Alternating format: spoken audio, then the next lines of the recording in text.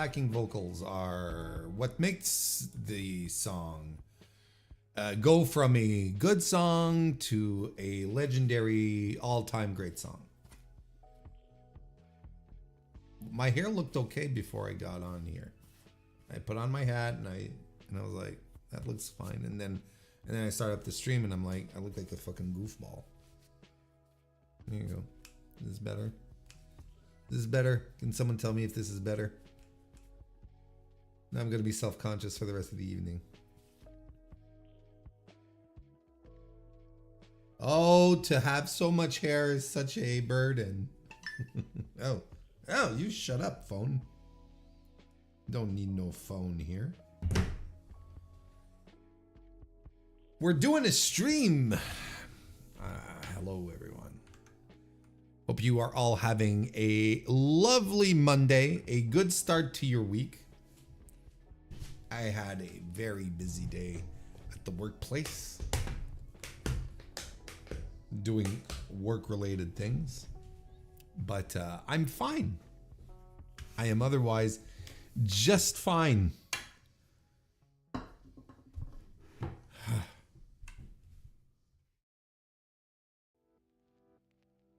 We're gonna shut this down and we're gonna shut this down, and we don't need this in our face. This is all nice. There we go. My windows are all cluttered. Hope everyone had a nice weekend. Did you have a nice weekend? I had a very what did I do this weekend? It was very nondescript. It was very much an easygoing weekend. Watched the what was it? The Bad Blood show. That was something.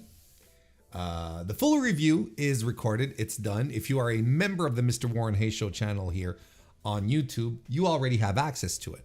I've recorded it all up. It's all been put together with a nice little bow on top. It's all there. It's all ready for you. You just have to waltz right in. You know, you become a member. You walk in. You act like you own the place. No one will matter. No, you know, it won't matter to anyone. And you just come in and you watch the Bad Blood. You just watch the Bad Blood show without any issues, right? Now, you could be like, but Warren, what if I am a plebe and I am not a member of the MrWarrenHayes Show channel? How will I indulge in it? Oh, don't worry, it'll be out on the podcast on Wednesday. The podcast is still going to be Wednesday, despite the fact that tomorrow is Title Tuesday. I got that right? I suddenly have a moment of doubt. Title Tuesday AEW. I suddenly have a moment of doubt. Yeah. Right. It's going to be Tuesday, October 8th. Yeah, because of the baseball, and it's starting later if I'm not mistaken, right? It starts like an hour later. So it's like the first hour of the show. The first hour of Dynamite is going up against the first hour of the NXT on the CW. That's going to be a fun time on Wednesday. We're gonna have such a good time talking about all of the happenings with your favorite professional wrestling superstars on Wednesday.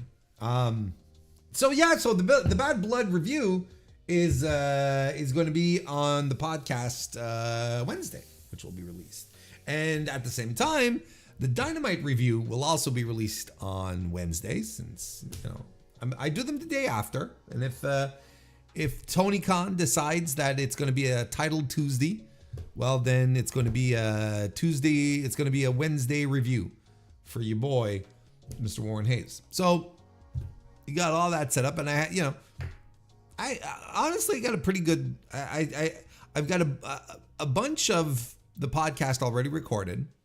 Only a few, nooks and crannies that we have to fill in tonight. Essentially, previewing two shows, previewing the King of Pro Wrestling show, and of course, AEW WrestleDream, which are both happening this weekend. Contract and health updates and that kind of stuff, which I like to do. And that'll be it, because I have the Bad Blood review, and I was also joined by Jesse Collins to talk about the AEW deal. So that's a good time. Oh, that's a very good time. And I hope y'all are around for that.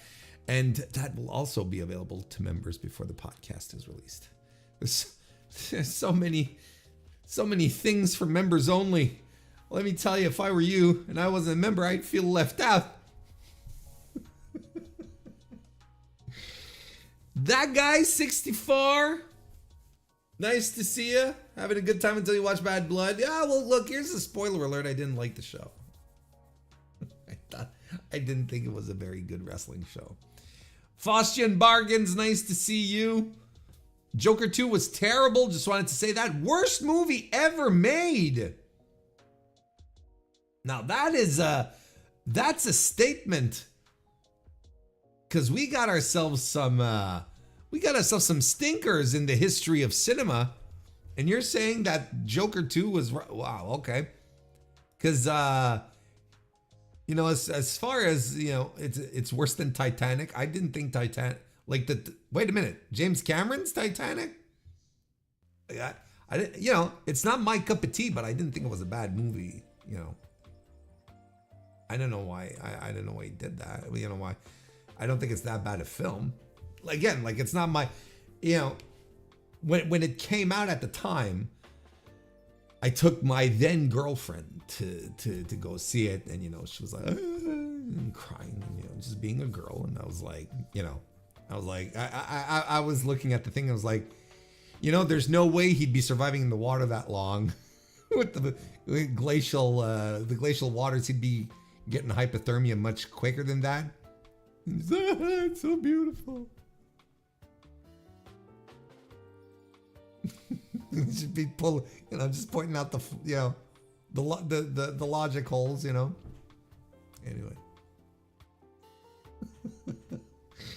Because Madame Web was pretty bad. How does it compare to Madame Web? Because I saw Madame Web, and it was terrible. That was a shit piece of trash. Not just a piece of trash, a shit piece of trash, and not just a piece of shit. It's a shit piece of trash when you put it all together, and then it becomes its own thing. That was a god awful. It's worse. Oh, come on. Okay, look, I'll check it out. I am gonna watch the movie. That's the kind of thing, right? I'm gonna end up watching it. But worse. Hikaru, nice to see you. Sports and Things shows. Carboy Carlos, nice to see you as well. Logan James, nice to see you. Welcome to the chat. One question: are you watching Stardom? I haven't watched Stardom yet. They had a show this weekend, right? Apparently it was quite good. I haven't watched it, unfortunately. TJPW also had a show this weekend. I haven't watched it yet. Apparently it's quite good. This is the issue that I run into, I talk about multiple times now, is I'm trying to make more time to watch more wrestling, but there's more wrestling. There's always more and more wrestling and more good wrestling, and I just don't know what to do anymore. If I could spend 8 hours a day watching pro wrestling every day, I'd be fine. But I did hear that it was very good. Logan James, maybe you as well have heard that it was very good. Maybe you even watched it. Admittedly, it's been a while since I've watched a full Stardom show. Matches here and there. Admittedly. And I used to watch it more. I watched it when I used to watch it more when Shuri and Utami Hayashishita were the top girls, and I thought they were just invincible. Utami is as far as pure star effect, I think she's underappreciated at that point. Shuri's just tremendous pro wrestler. So Yeah, like those were the recent heights. I really like that. Why does Jeff Hawkins want Wheeler Yuta to be the mastermind behind the BCC? I love Jeff, but sometimes I don't understand. Jeff is the greatest, but I don't always understand what's going on in his brain. And I'm thankful for that, to be completely honest. I don't need to know everything that's going on in Jeff Hawkins' mind. In fact, I consider myself lucky. It was a good time, though, on the Shake Them Ropes podcast. He invited me on because his usual host, Chris Novembrino, couldn't make it. Apparently in the process of moving, and the process of moving is a process.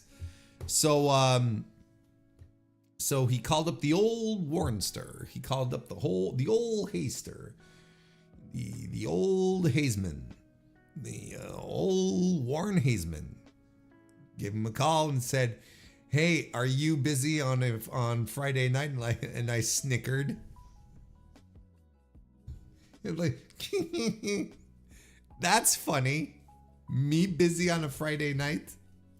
What kind of social life do you think I have, pal?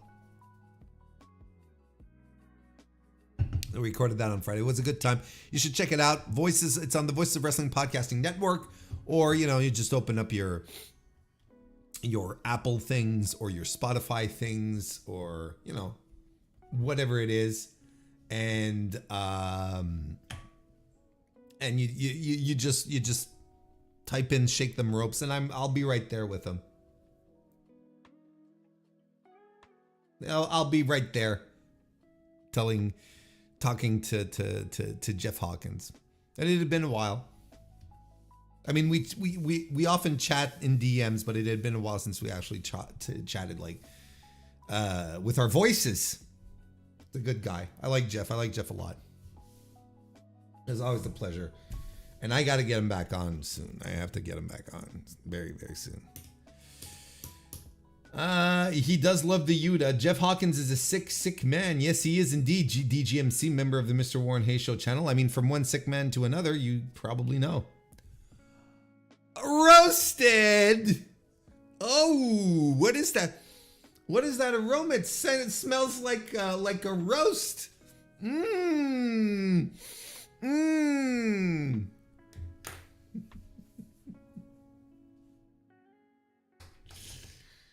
Warren, will you ever do a pop-in on Fightful? I don't know. I don't think so. Maybe. I don't know. We're the Fightful, and I'm not going to say this in a disparaging way. Absolutely not. But the Fightful that I knew is no longer. It's really not the same thing. Sean is running an entirely different ship now, with entirely different people, and he's got his ecosystem, and that's fine. I don't know. Maybe if one day Sean is like really has his back up against the wall and he's like, Warren, my entire bench of substitutes are no one is available. I'm kidding. I mean, I wouldn't mind it. It'd really be old homie week. But you see, Carlos, like the thing is that I feel like people who remember me over on Fightful are less and less these days. Like that is like 5 years ago, and on the internet, that's like an eternity. Like there's an entirely new crop of people, right? And for them, Fightful has never included Warren Hayes or Jeff Hawkins or Demon Diva, or who am I, forgetting people. Pulowski's still there. But most of Fightful's audience have no idea. And that's not necessarily a problem. Again, I'm not like bemoaning this and saying there should be recognition for those of us who paved the way. I don't give a shit. I honestly, that's not why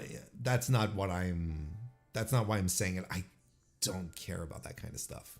It's like I was there making sure that y'all had jobs, and no, None of that nonsense.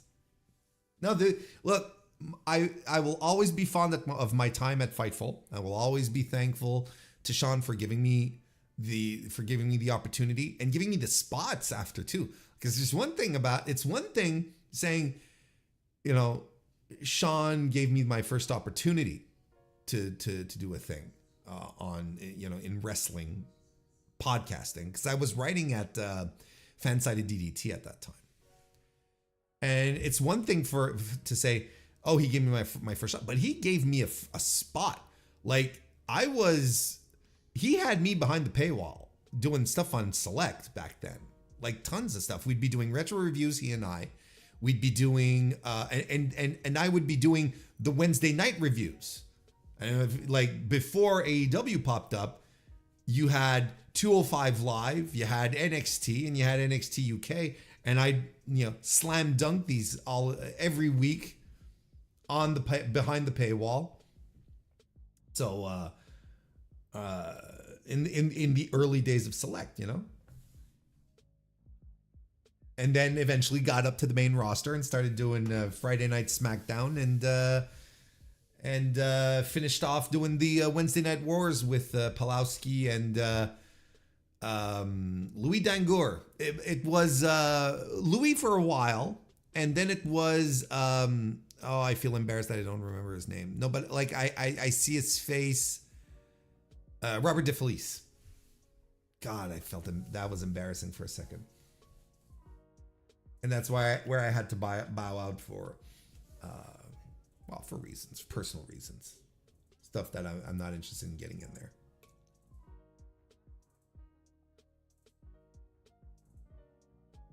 That was an insanely disparaging way to put it. Listen, please don't. Sean has a weird tendency these days to go hard on dunking on people. I don't want that smoke. Trust me, I do not want that. Y'all remember this, right? I did not do shows with Wrestling Inc. Nope. I never did anything with Glenn Rubenstein. I don't know who you're unfortunately transposing, as me, but I never did anything with Wrestling Inc. Was it what's his name? Nick Hausman. Are you thinking of Nick Hausman? Because of course Nick Hausman and me look so much alike. we're basically twins. Yes, Raj Giri sent you a nice email. That's some you can't even call it deep lore. It's just, it's the most common ass DGMC lore. He keeps reminding us every time that Raj Giri sent him a nice letter. Petition for the Kristen Wrestling Hour. I think Kristen is done doing podcasts. I think she's officially thrown in the towel. I don't think she's into it anymore. Don't think she feels as I don't think she feels as comfortable as she did, or like she tried it out and she's like, yeah, you know what, this isn't for me. I'd much prefer stick to writing, and that's fair, right? That's fair. Like I started writing and then I did this and no old school Joshi. No, I don't think so. I don't think that's ever coming. I really don't. Warren, you went from Prime NXT to 2019 era main roster. That sounds like a demotion. No, not really. One of the things that helped out. Here's a little, maybe a bit of lore that maybe, since there are a couple of old heads, you remember this. The Fightful account got suspended for a brief period. Like I think it was around 2020. If memory serves me right, I could be misremembering the time frame. But the Fightful account got suspended for a short amount of time, and in that short amount of time, There were a couple of shows that were done live off of my channel. Sean was very cool with that, and that helped out my channel tremendously. It helped my channel get to 1K to monetization. We did. I'm trying to remember. I feel like we did a pay-per-view review on my channel, but it was like for Fightful. It's still there. I haven't taken it down or anything. There's no reason for me to. I haven't taken anything down. I don't think. Privated some streams. Not anymore. I've stopped privating the streams. What I do is that I'd stream the podcast on the Tuesdays, and then I delist it. It's not even privating. It's just delisting. Yeah, no, I haven't privated any videos, I haven't privated any videos or any streams except for not even the really racist ones.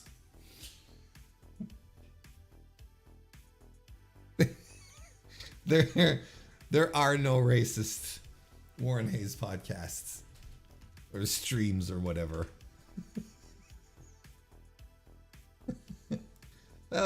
I gotta admit that one popped myself.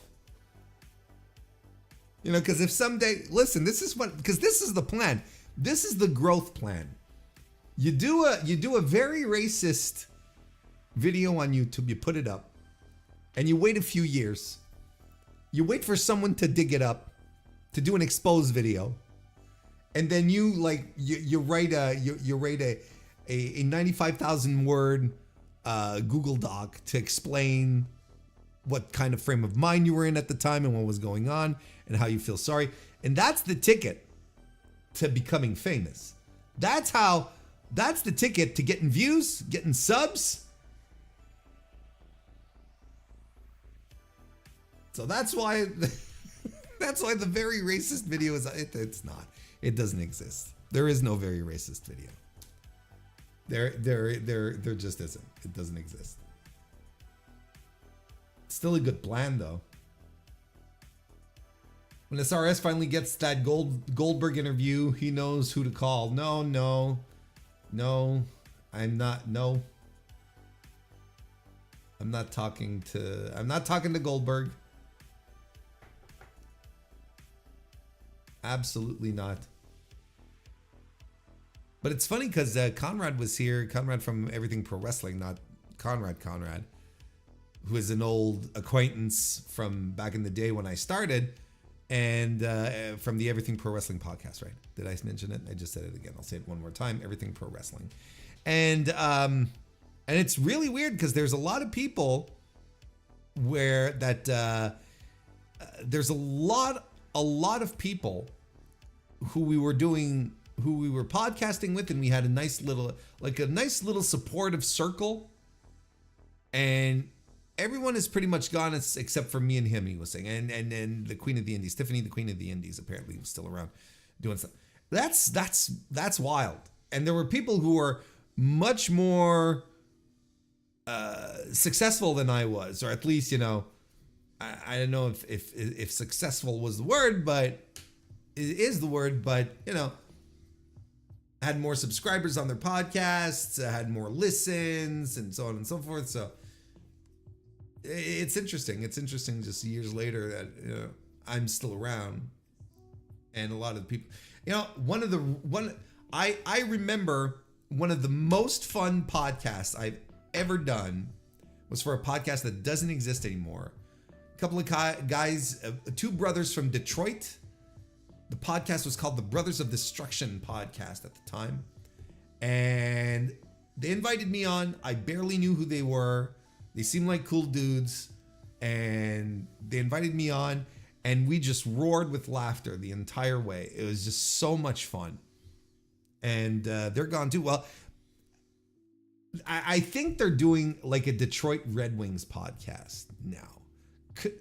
Boo! Who would you rather interview between Luigi Primo and Real One? Yeah, it'd have to be Enzo. It'd have to be Enzo. If I, gun to my head, my children are being held hostage, and the only way to get released is by interviewing Luigi Primo or Enzo, and it's Enzo.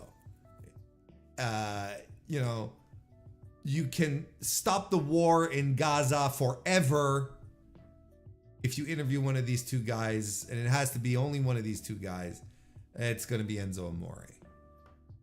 Jesus comes down from the sky and he says, you have to interview one of these two guys, or, I'm going to unleash an incurable form of leprosy unto the world. And it'll be Enzo. And also, why would Jesus do that? That seems very un-Jesus of him to do that. Like, Jesus comes down from the heavens and says, you got to do this, or, I'm going to do something awful to other people. Like, as if he's like, Jigsaw or something.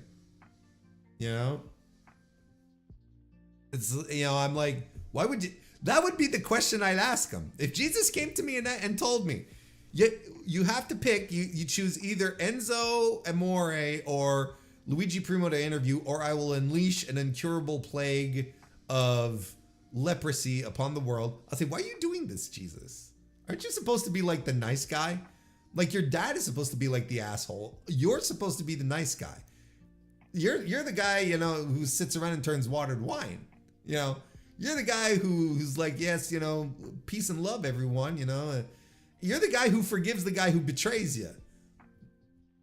Why are you doing this? This seems so out of character. What happened to you, Christ? What has happened to you? I feel like it's not something Jesus would do. That's a very bad comparison. It's very odd. Why did I think of that? Doesn't matter. I've got two computers in my head.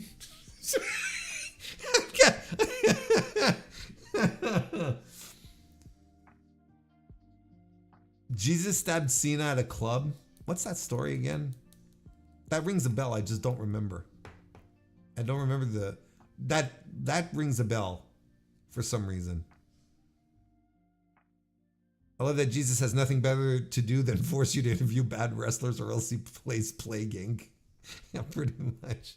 Yeah. All these years, Jesus gets bored. He's like, man, it's so dull up here. It's all administration and paperwork. I thought being, the son of God would be like, fun. Like, no. So we got to liven things up a bit. I'm bored, fellas.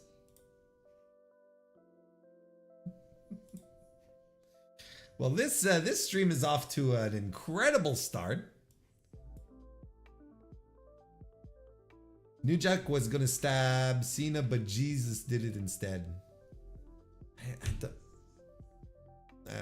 understand. But I feel like that's a story. I just can't remember it.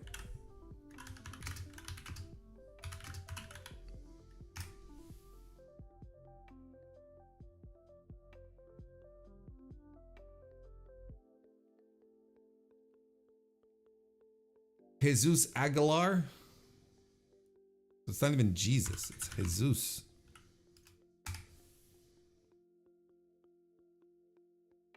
Oh yeah. Oh, and the storyline. Oh, see, this is why I was like, why don't I know this story? But then now I just realized it's kayfabe. So that's why I don't know the story, because I don't care. Because it doesn't matter.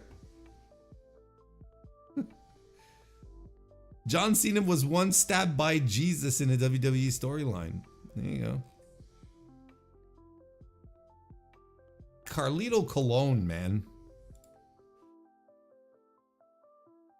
You want to talk about a guy? You want to talk about a guy who's just like happy to be there? He did. Come on now. No, but like Carlito Caribbean cool. He's just really happy to be there, right? Like just a guy that people remember. No one. Why do people remember Carlito really? He left an impression with the Apple and all of that, but he didn't even work all that. Okay, you know what time it is? You know what time it is? It's time for the cage match. We're gonna go take a look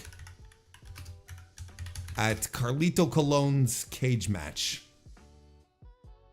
I'm gonna make sure that everything's okay here. It is. This is what we're gonna do here. And at the same time, we're gonna lower the music because we don't need that while we are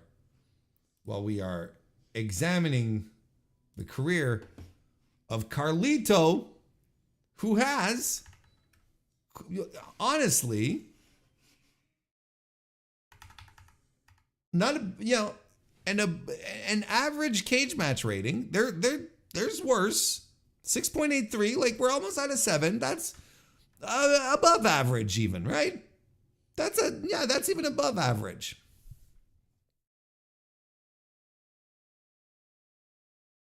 Well, yeah, see, that's it. Carlito, like Chad is saying, Carlito was around when I was growing up, and I loved him, and I still remember him because he had cool hair. And that was the thing. Like, everyone remembers Carlito. Yeah, but everyone remembers Carlito. But who can name 10 matches? Who can name 10 great Carlito matches? He won the Puerto Rico world title 72 times. Yeah, well, Okay, seriously. 25 10 out of 10 ratings.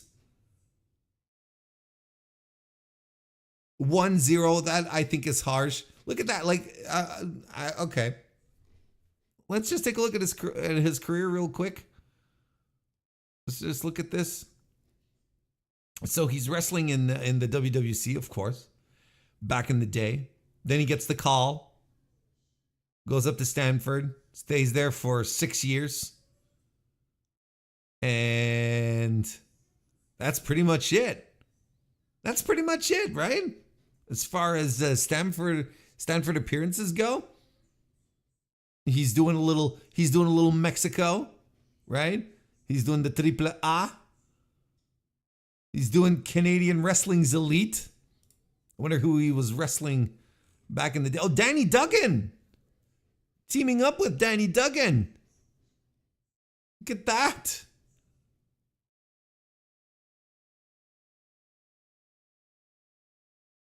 He lost to Mentalo for the CWE title. No respect at all. And he did some stuff, right? And then a year ago, 2023, he gets the call back, and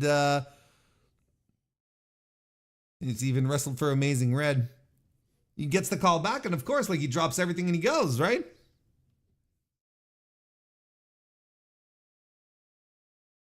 He's still, to this day, the Imperio World Champion. 2,754 days. I mean, screw Roman Reigns, right? Look at this. Look at this true to form champ. 2,754 days. Till this day. What is the Imperial Champion? Well, it is the Imperial Lucha Libre Championship. Of course, you all knew this. Based out of Peru. He is the only title holder. How many defenses has he had? I mean, over those 2,000 days, he must have pages upon pages. No. He's only had 3 defenses, including Brian Cage. And in a tournament final 4-way, Alberto the Boss was in there. Isn't that interesting? Anyone else that we know on Imperio Año 2? Año means year, right? So it's Imperio Year 2. Ricky Marvin defeat Johan Stambuk. I have never heard of Johan Stambuk. Johan Stambuk. Like he has a 30 years old. He has a cage match by principle only, right? What does his career look like? Well, you know, not exactly what you'd call a journeyman wrestler, but you know, Slayer was at the band, and Trash Dream defeat Astaroth and LJ Knight. Yeah. Oh no, that's not. Whoopsie. Tiffany defeated Alexa Jade and Alyssa Webb and Sarah Phoenix. Then we had Bad Boy Jr. with Mox. No, not that Mox, I don't think. There's no profile attached to it. Defeated Apocalypsis. Then you had Alejandro Saez defeated Zumbi. What the? I thought we were going to like jump to the main event here. There's like a million. It's like the number of matches on this card. Tony Khan's sweating. Look at this. Why can't I do that? Oh, look at, we got Paul London here against Mansilla. Apparently Mansilla seems to be a guy. Look, because he was in the final four-way, and then Carlito defeated him on his first defense. He seems to be a guy, this Mansilla dude. Oh, look at this. Oh, look at that. Isn't that interesting? You know, Mr. Promise Ring himself versus Marty Scurll. Oh, boy. Oh, boy. Reptile, I guess, defeated Matt Sydal for the for this South American title. And then Ricky Marvin came in to defeat Reptile in 18 seconds. So this was probably a cash-in situation. And then Carlito, our boy, Carlito Caribbean Cool, defeated Brian Cage, who was accompanied to the ring by Manuel Gold. That's just tremendous. That's an insane show, and no one has seen it. And Hugo was on the call. What? That's okay. That's just crazy. And Carlito has not defended. Now is the promotion still active?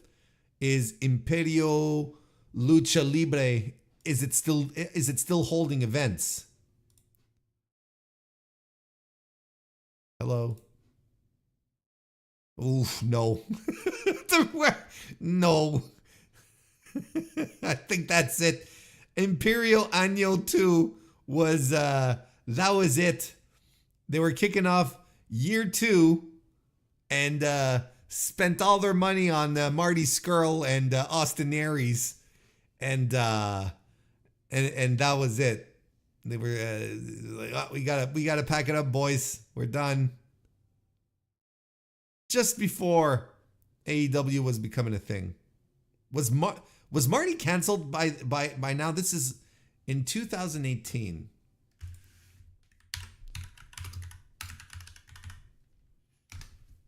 And searched up Marty Scurll in a long time.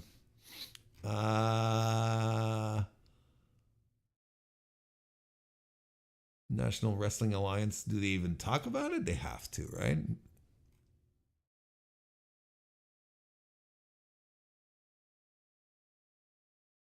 What? Does his Wikipedia not even mention it? In 2012, Scurll appeared on UK dating game Take Me Out, in which he attempted to find a woman to take on a date with him. His appearance on the show contained vignettes, which also featured fellow British professional wrestler Jimmy Havoc. Oh boy, talk about two peas in a pod. Talk about two guys you don't want hanging around you. You're a father. Two guys you don't want hanging around your daughter. But it's not even mentioned on his Wikipedia page. TNA, Progress, Pro Wrestling Guerrilla, Ring of Honor, New Japan, the NWA. Not a single mention that he's been canceled. There's got to be. The following community.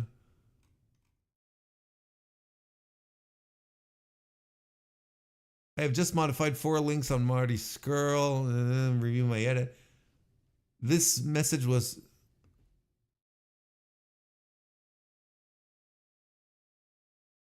That's so weird.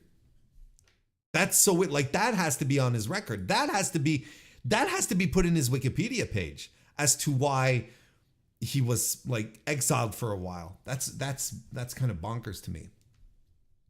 Don't forget to clear your history after searching for Marty Skrull. Good point.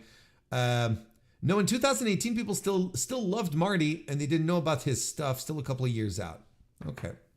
So at that point, Marty was still, they were still buying Bullet Club, Villain Club t-shirts and I guess, and still going whoop whoop.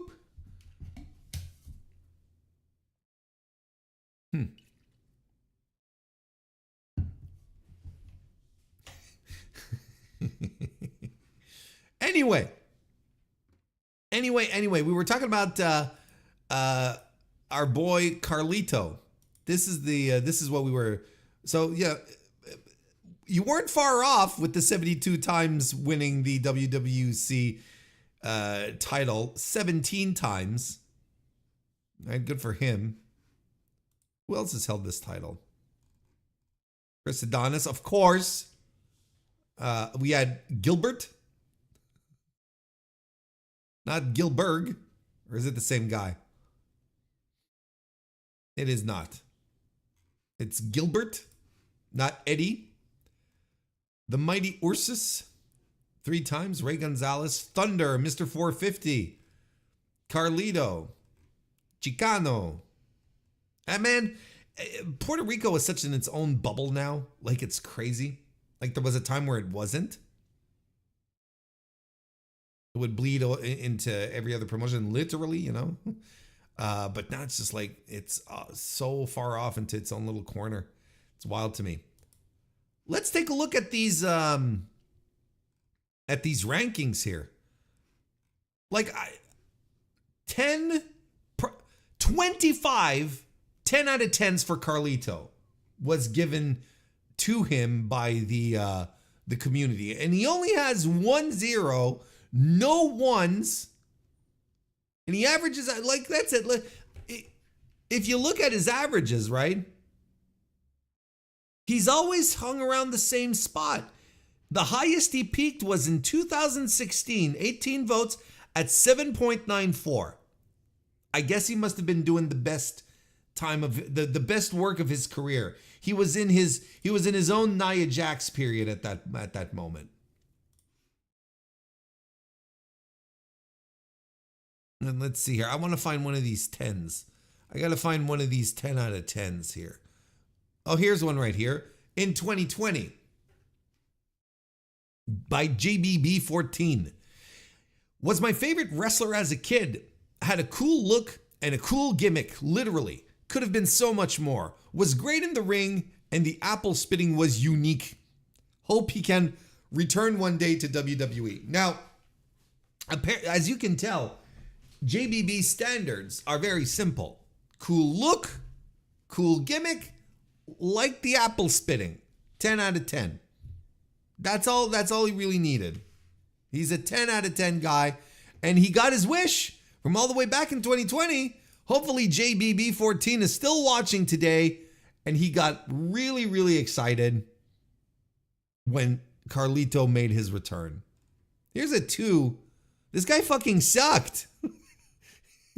From 2019, from Mackay Club. This guy fucking sucked. He has charisma and is athletic, but that's it. His basics are god awful. He is bad at running the ropes. That is true. That was true. WTF. No one cared about him when he wrestles. No match of his worth recommended. He has a ton of titles, but none of which are earned. IMO awful. That's in 2019. Here's another one of these vaunted. Oh, we got two in a row. We got 2 10s back to back here. First by S.J. Barnes, written in 2016. Great in the ring. And one of my all-time favorites as a kid. Are we starting to see a pattern here? Technical and a decent high flyer. He improved throughout his entire WWE experience, and I hope he does return. There's another guy who got his wish. But you see, like, what the other guy, JBB 16 or whatever, 14, he said, oh, I loved him as a kid, 10 out of 10. And look at this guy, same thing. One of my favorites as a kid, 10 out of 10. So what about this 10 out of 10 here? I am better than. You see, the name's a pun, in case you didn't get it. He is a good mid-carder for WWE and enjoyed good career with WWE, winning WWE United States Intercontinental and Tag Team Championship. But did he deserves to be in main event spot back in his WWE career? I think yes, because he is good at ring, good at mic, and plays the crowd well, means he having everything to get into main spot limelight, but don't know why WWE wasted this talent. He is very underrated with 3 R's. Am I supposed to roll them? Is it supposed to be? He is very underrated. Is that how I was supposed to pronounce it? And this is a 10 out of 10. That's wild to me. That's pretty intense. Here's another one from all the way back in 2011. It's actually the first comment. It's the first comment right here. Carlito Cool, that Maddie0128 wrote this all the way back in 2011. Carlito Cool, I want he come back to WWE soon.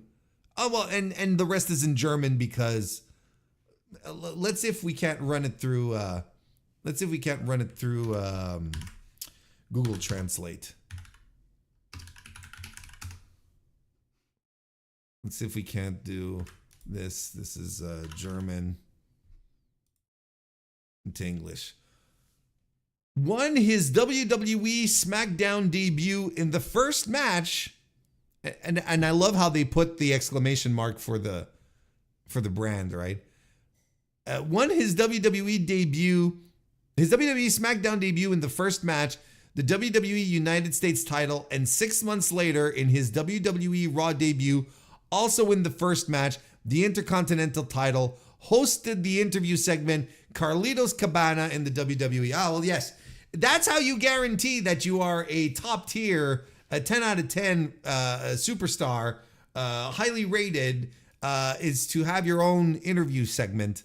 That is absolutely the best way of going about doing it. I can't possibly imagine like work rate actually, factoring here. But Maddie0128 all the way back in 2011 was right. For one thing, is that Carlito was given, like he was pushed. Like he was pushed.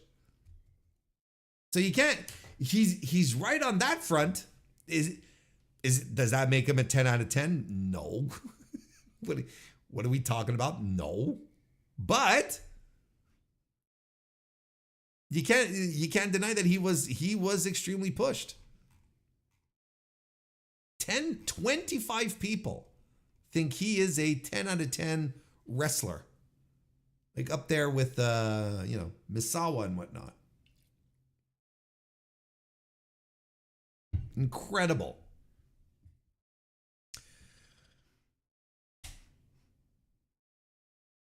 I mean, and now he's in WWE now, and he's collecting a paycheck, and he's not doing much.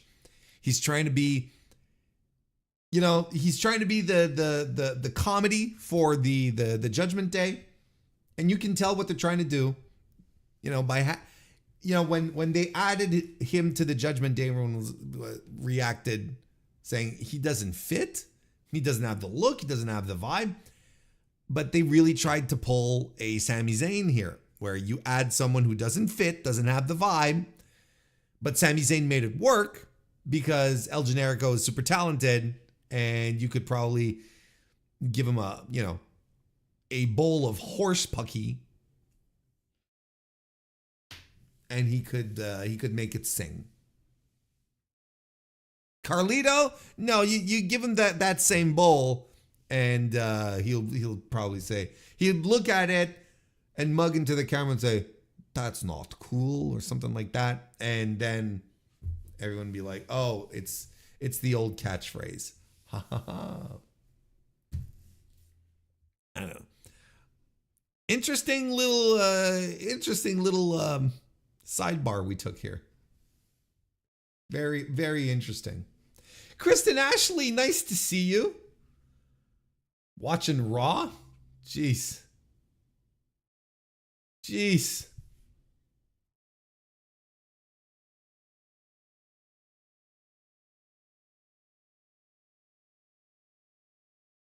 I think 6 out of 10 for Carlito is, I think it's it's okay.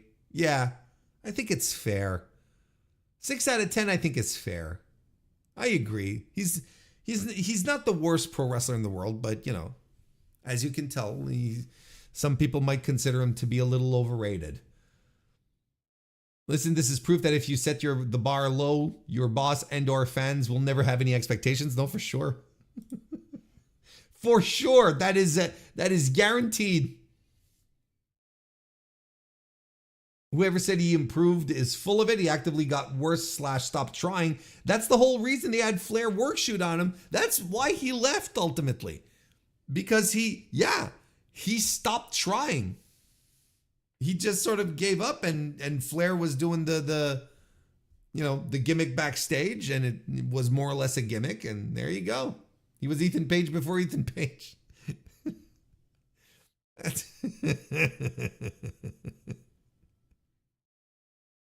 It's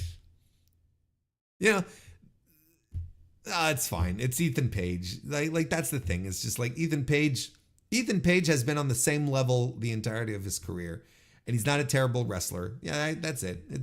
I think that's a pretty good comp, come to think of it. Charismatic, but never had that juice to really convince you that he was a main event guy. I think it's a fair comparison, come to think of it.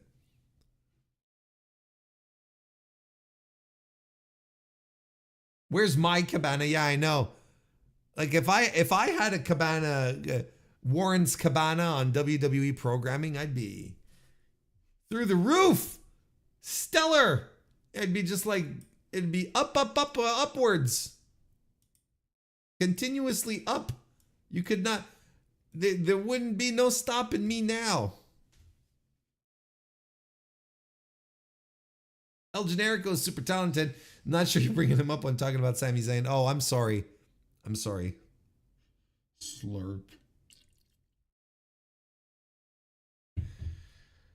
No, he's no Goldberg. That indeed. He is no Goldberg indeed. There we go. I got a couple of things I do want to go through. Let me see here.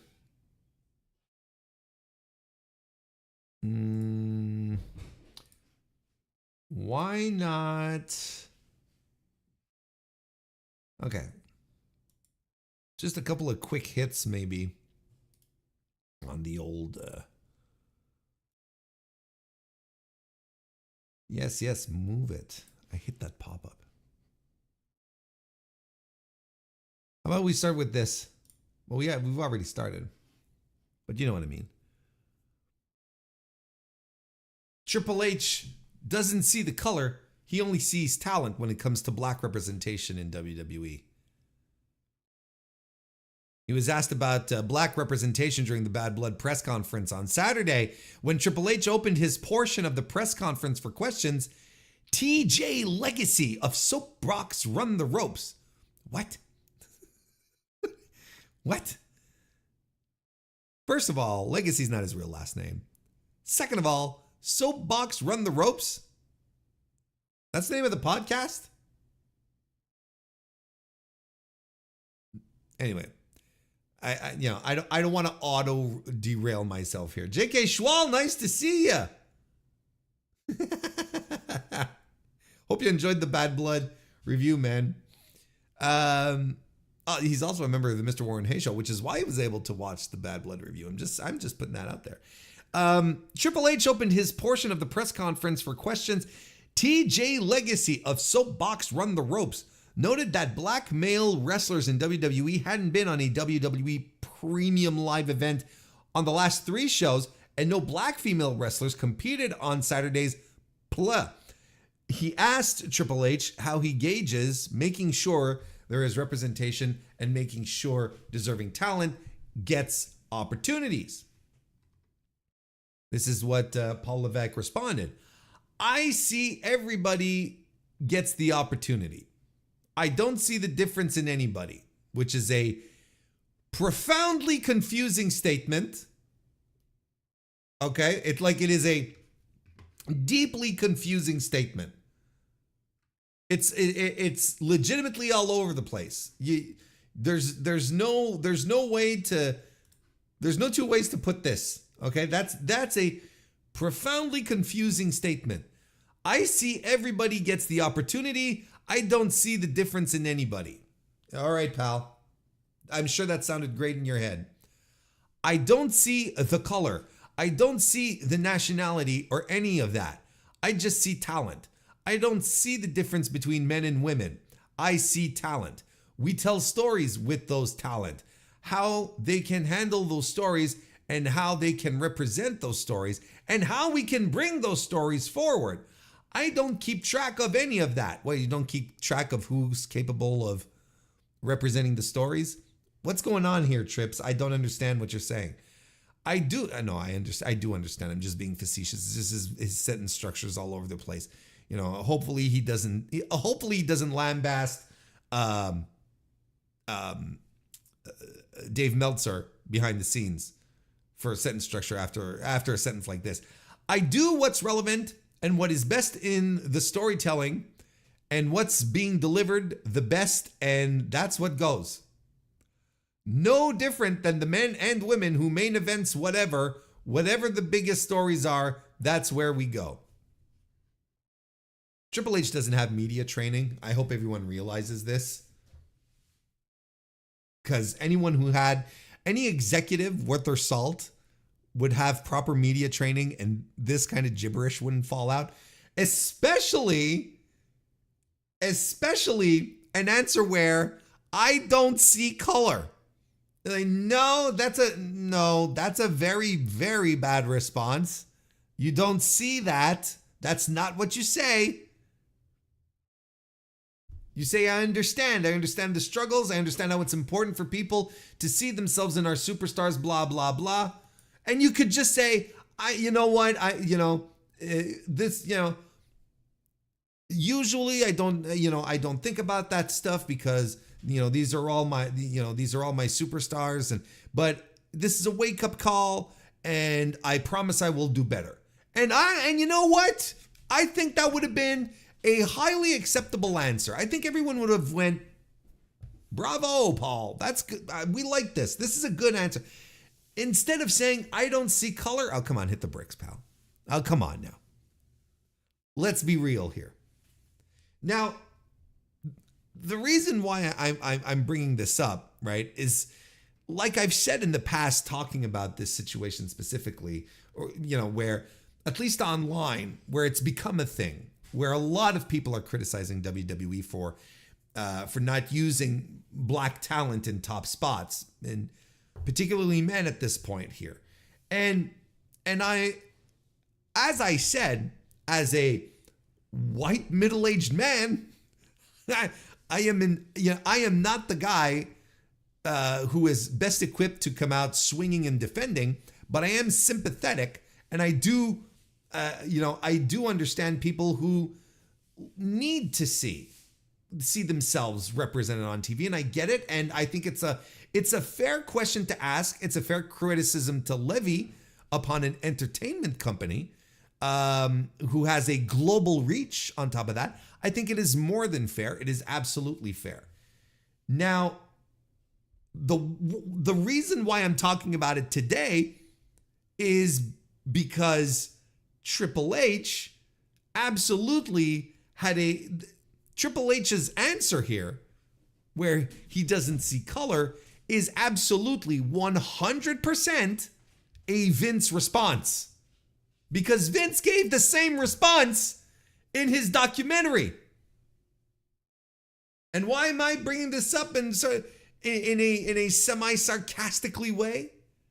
Well, because for the simple fact that everyone kept telling me how things were going to be so different and changed and have changed under Triple H. And yet, I watched the PLEs. I listened to this. I watched the PLEs and I'm like, man, the booking's pretty much still the same. Maybe they can say wrestler. Maybe they can mention New Japan Pro Wrestling or Pro Wrestling Noah on TV. Maybe.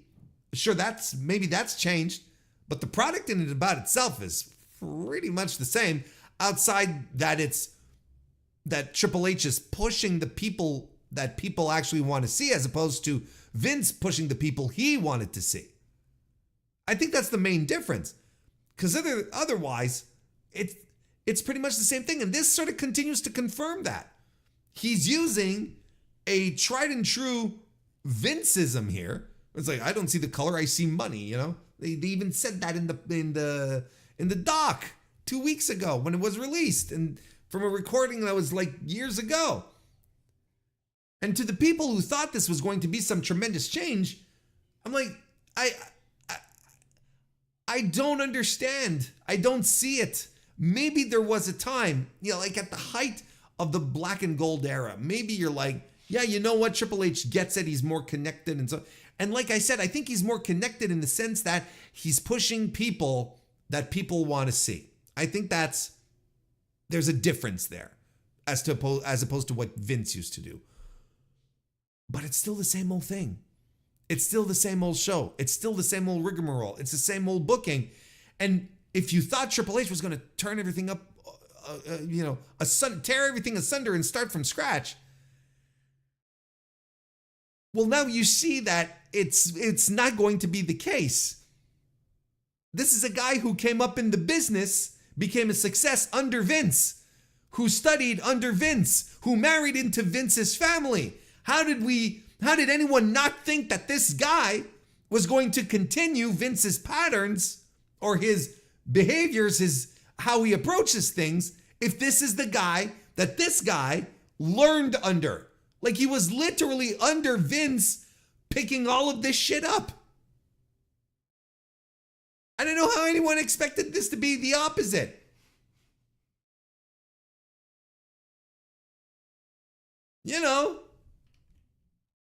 It's very odd to me that we got to this point where it's like, oh, Triple H is going to change the game and everything is so much better.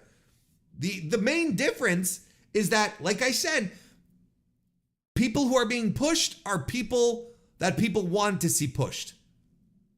Aside from that, it's the same booking beats, same patterns, same rhythms, and even down to the philosophy here. If this is like a look into the Triple H mindset of how we book things and how we approach things, well, he's absolutely Vince pilled. If I can use that expression, if it makes sense to y'all. He's absolutely Vince pilled.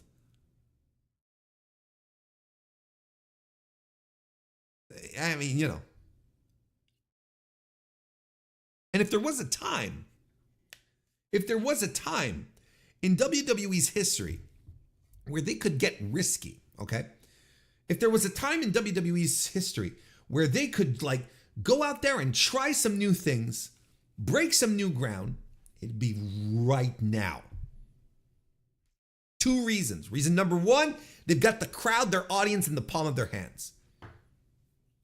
Right now, WWE can do wrong by their fan base, and people are going out in thousands and thousands and thousands at a time, picking up overpriced tickets, watching their PLEs on Peacock, tuning in on Mondays and Fridays, and quite a bit on Tuesdays recently. Like they could try anything out at this point, and the audience they'll gobble it up. That's one thing. The other thing, they just scored like what, a 20-year deal with Netflix? How long is it? Something like that. I mean, now's the time to try out some stuff. Now is not the time to play it safe, because we got to make sure that now you start testing out. Now you're secure for a while. Like, okay, let's fiddle around with the formula. Let's just try some stuff out. Let's just see what we can do here.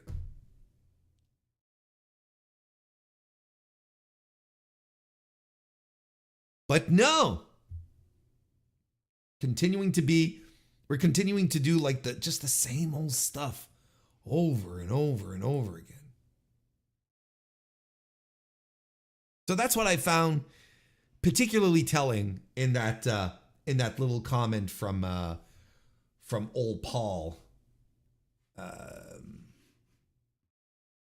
This old Paul coming up. Excuse me. Does anyone watch Raw? What's the PFR teasers? Is that the thing in the flame circle? Is that what it is? I think that's what it is, right? Because if I remember correctly, those are actually like they're Nordic runes, they're Viking runes. So people are expecting the return of the Viking Raiders. I think that's they're teasing the Viking Raiders coming back. Because I think it's not exactly a PFR, it's like Viking runes, whatever they mean.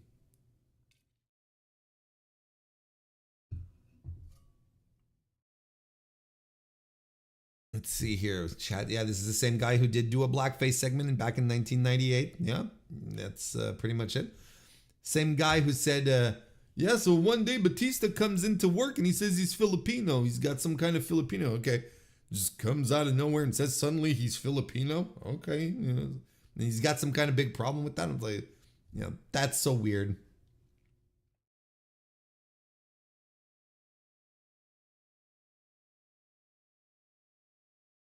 Triple H, how you doing, Obscurity Knox? Good to see you. Triple H will talk about how the E has always been good to black wrestlers. Yeah, look at this program with Booker T back in the day. We've got some great memory here. We have some great memory here going back down the path here.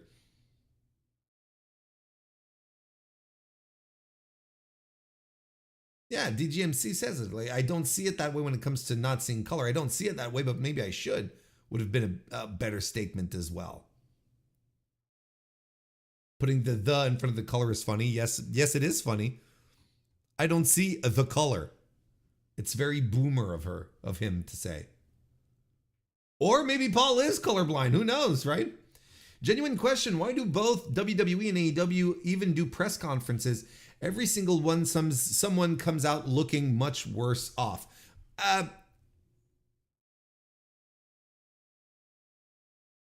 Like AEW did them, started doing them because that was part of their strategy of, being very grassroots and close to the audience. Because never forget, that's how AEW took off. Just a grassroots affair put together, whipped the internet into a frenzy, got people excited. That's how they did it. And that was their way to sort of continue and keep the lines of communication open. Yeah, look, I mean, they just need some, look, on one end, they need some media training. They just need how to answer these questions. They need some proper talking points. They need people coaching them. But a guy like Triple H, like I said, especially a guy like Triple H who came under Vince, who Vince never took any advice from anyone, really, or at least very much not from his PR team. Do you see Vince McMahon, getting ready for an interview, and then you have your little PR person coming up with a sheet of paper, coming up behind him and saying, "Here you are, Mr. McMahon, here are your talking points for the interview." What do you think Vince is going to do with that? Right? Triple H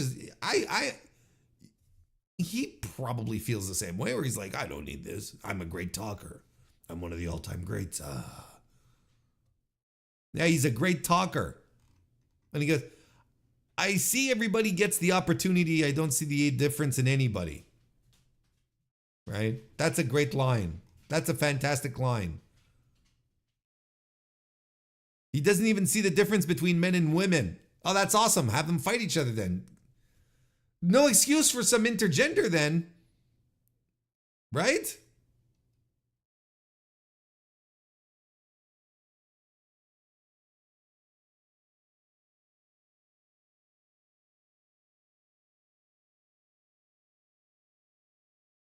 Yeah, see, Kristen has this statement down, right? We're constantly striving to be better because there's always room to improve across the board. And I think, I know it's a very alpha male culture that they have in that company. But a little humility goes a long way sometimes. I'm not saying you have to bend over backwards every time your audience complains, but there's some easy wins you can have. Like, this would have been a very easy win for WWE to have a statement like that. To say, "I've never really seen it that way. You know what, you guys, I've been reading the comments. Y'all are making a point, and, we will improve. Just give me a little time. You'll see we got something's on the way," kind of thing. It would have been such an easy win. But no, he has to go with the Vinceism. As an ethnic minority, I can say you're one of the good ones, Warren. Oh, thank you. I appreciate that. I just, I don't want to come across as, sometimes it can come across as arrogant, a little white savior-ish, because I sympathize. I really do. And I can't say I disagree. I'm just, it'd be very pretentious of me to come swinging at the barricades going, "Yeah, put more black people there." It's like, which I agree with, but it'd just be weird for me to express and be like militant about it. I'll support I'll back anyone who goes down that road though, without an issue.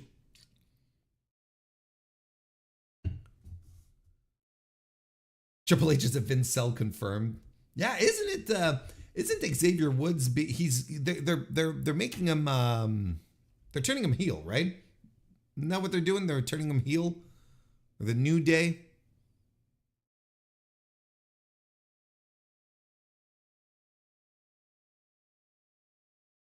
PFR is an abbreviation for pufferfish.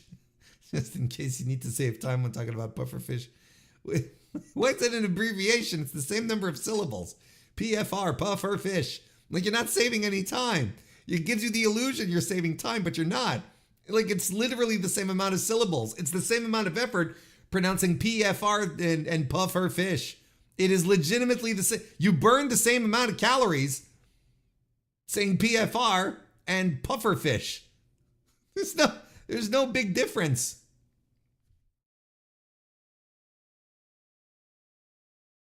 Yeah, that's right. Brandy did invite Kristen personally to join media calls a couple of times and invited at the very start of Heels. It was very, very, very grassroots. It really was. They did their best. Should we do some contract news and stuff? I think we should. Because those are fun. You know who likes fun? Me.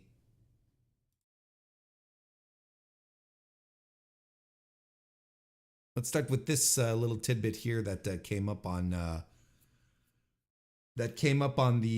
old whatchamacallit? On the old thingy. Wrestle Purists. There you go. That's what I was trying to pronounce with incredible amounts unreasonable amounts of difficulty. Bobby Lashley has apparently, and this is a report, has apparently signed with AEW and his debut is impending. Lashley, MVP, and Shelton Benjamin have all nailed down their deals a number of weeks ago. And apparently, Lashley's done. So he will be showing up sometime soon. And of course, that's a report from Fightful Select.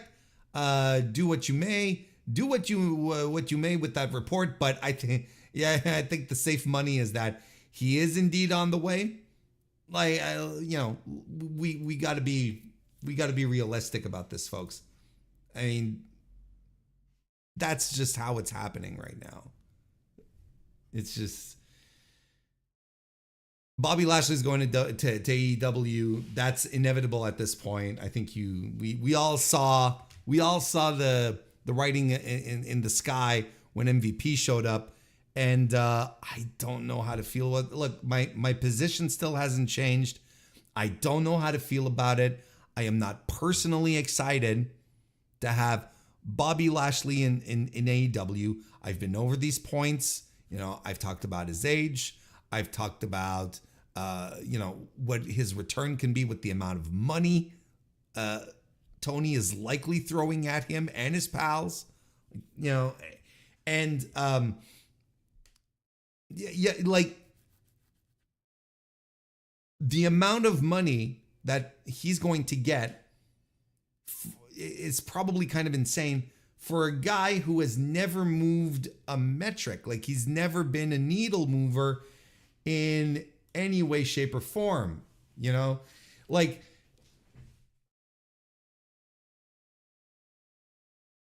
I'm sure that when Hall of Fame season rolls around, no one is going to be making a case for the Bobby Lashley induction into the let's say the Observer Hall of Fame. No one is even considering making Bobby Lashley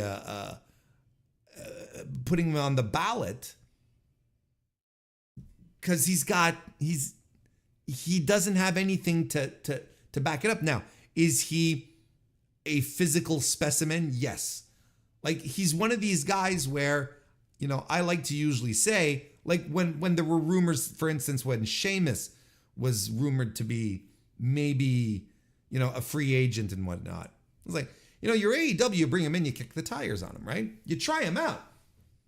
A guy like Sheamus and a guy like Bobby Lashley, look at him. Like, of course, that would be, if you had the opportunity to bring him in and you're the booker and you had the opportunity to bring him in just to try him out, that would be booking malpractice if you didn't. You'd lose your booker credentials. You'd lose your access to the club. That's absolutely the thing. But at the same time, you look at how everything is set up, and Lashley's been for so long in WWE. Like, I don't know what he has to offer.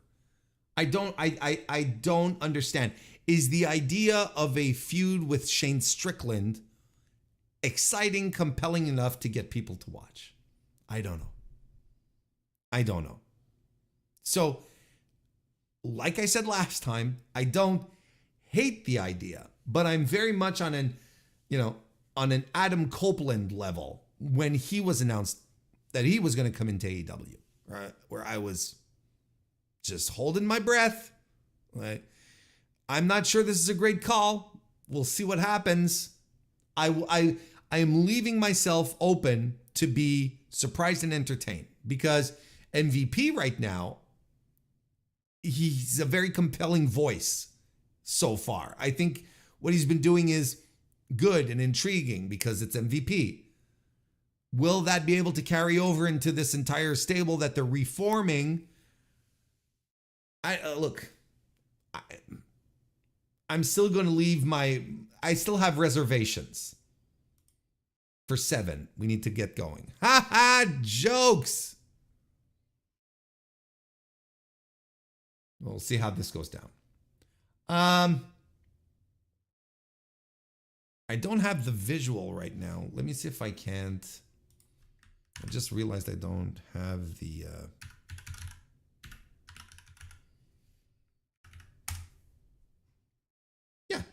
no.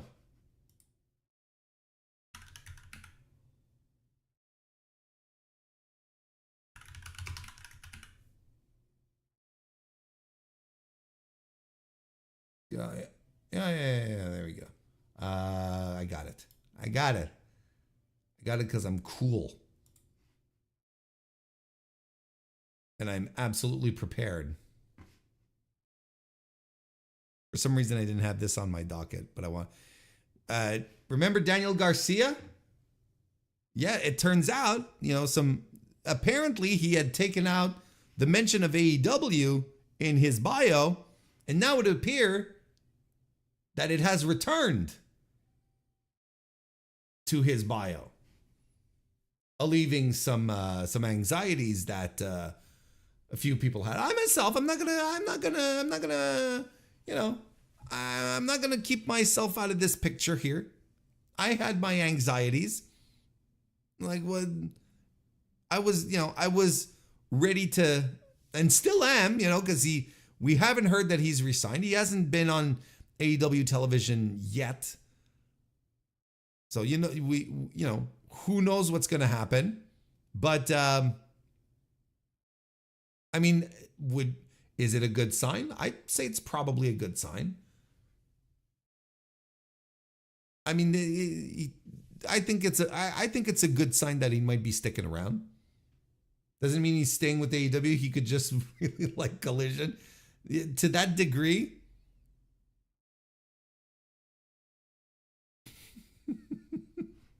To the degree of doing this, of doing a little emoji thingy.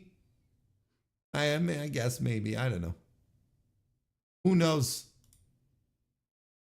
Yeah, listen, I couldn't. I think Garcia. I think that AEW has to do what they can to hang on to Garcia, and if he's staying, that's good news. Of course, this is not a report, anything.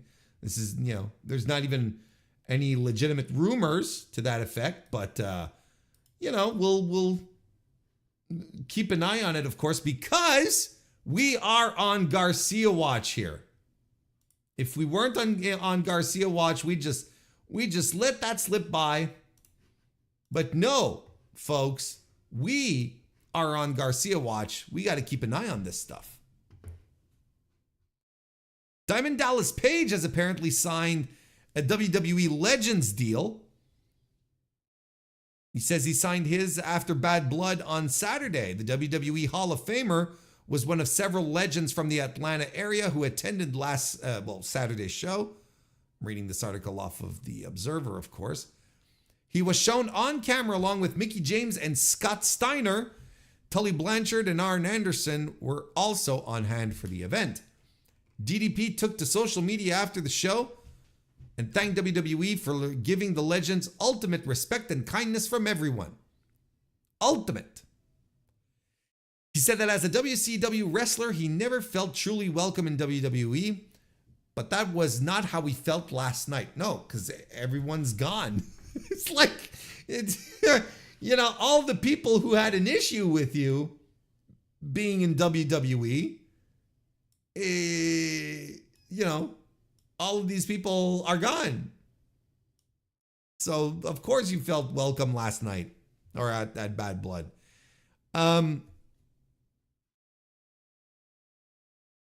Last night, WWE Bad Blood was one of the first pay-per-views I really enjoyed from beginning to end. Oh, he hasn't learned the lingo yet. Oh, do you think he gets fined? He gets money docked from his contract every time he uses uses the antiquated lingo. Those are premium live events, Diamond.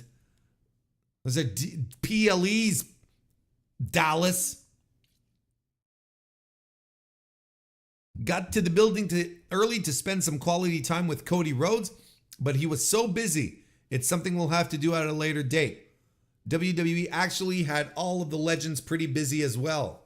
I want to thank Paul Levesque, aka at Triple H. We don't need to do that. For a hell of a time. With him at helm of creative, along with the new owners of TKA Group, I personally had one of my favorite times at a WWE event, knowing my Hall of Fame career was made in WCW. Regardless of how many close friends I had there at WWE, I never felt totally welcome. Last night was different. When I got home tonight, I signed my Legends deal and sent it in. It was very laid back and fun to be around, just hanging out and having some laughs. The entire WWE crew did a hell of a job. I mean, you know, if you're going to just lock me down in a contract so you can use my likeness and have me pop up for, you know, promotional events and stuff like that, yeah, I'm going to go to, and it better fucking be laid back. You know what I mean? The Legends weren't just seen as guys and girls who used to be wrestlers last night. We were seen as true legends, superstars from the past that paved the way. Treated with the ultimate respect and kindness from everyone, which I believe is all we're really looking for. We love what we did and we're extremely proud of it. Many of us are beaten and broken, but we wouldn't have had it any other way. Thank you, WWE, for changing the atmosphere. And I'd also like to thank all the WWE superstars for their time and kindness. Good.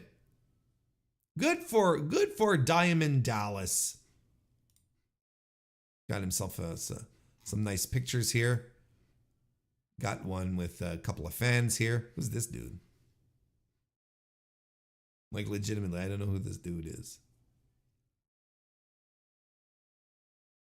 That Jade's, like, his arm is reaching all the... That's a really long arm he's got, right? Like, all the way over to Dallas. It's like Jade's in the way kind of thing. Look, there he is again. Am I supposed to know who this dude is?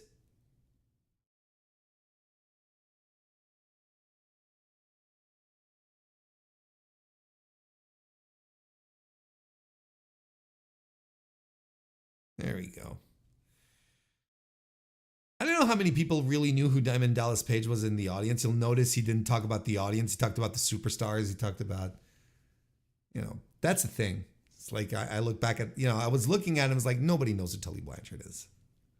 They know who Arn is because Arn was doing things on AEW. So they were like, ah, right? That's Miss Saul.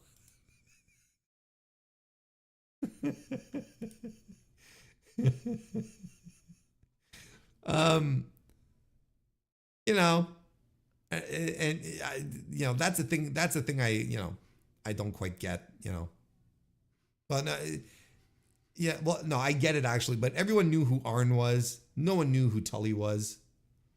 And I'm not sure all that many people in that audience knew who DDP was either.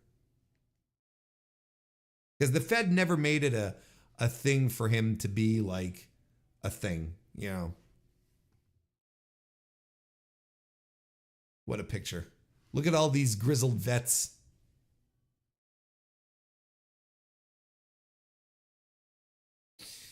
What else have we got? So I think that covers the big news in regards to the big news that regards contracts. Let's talk some health updates here.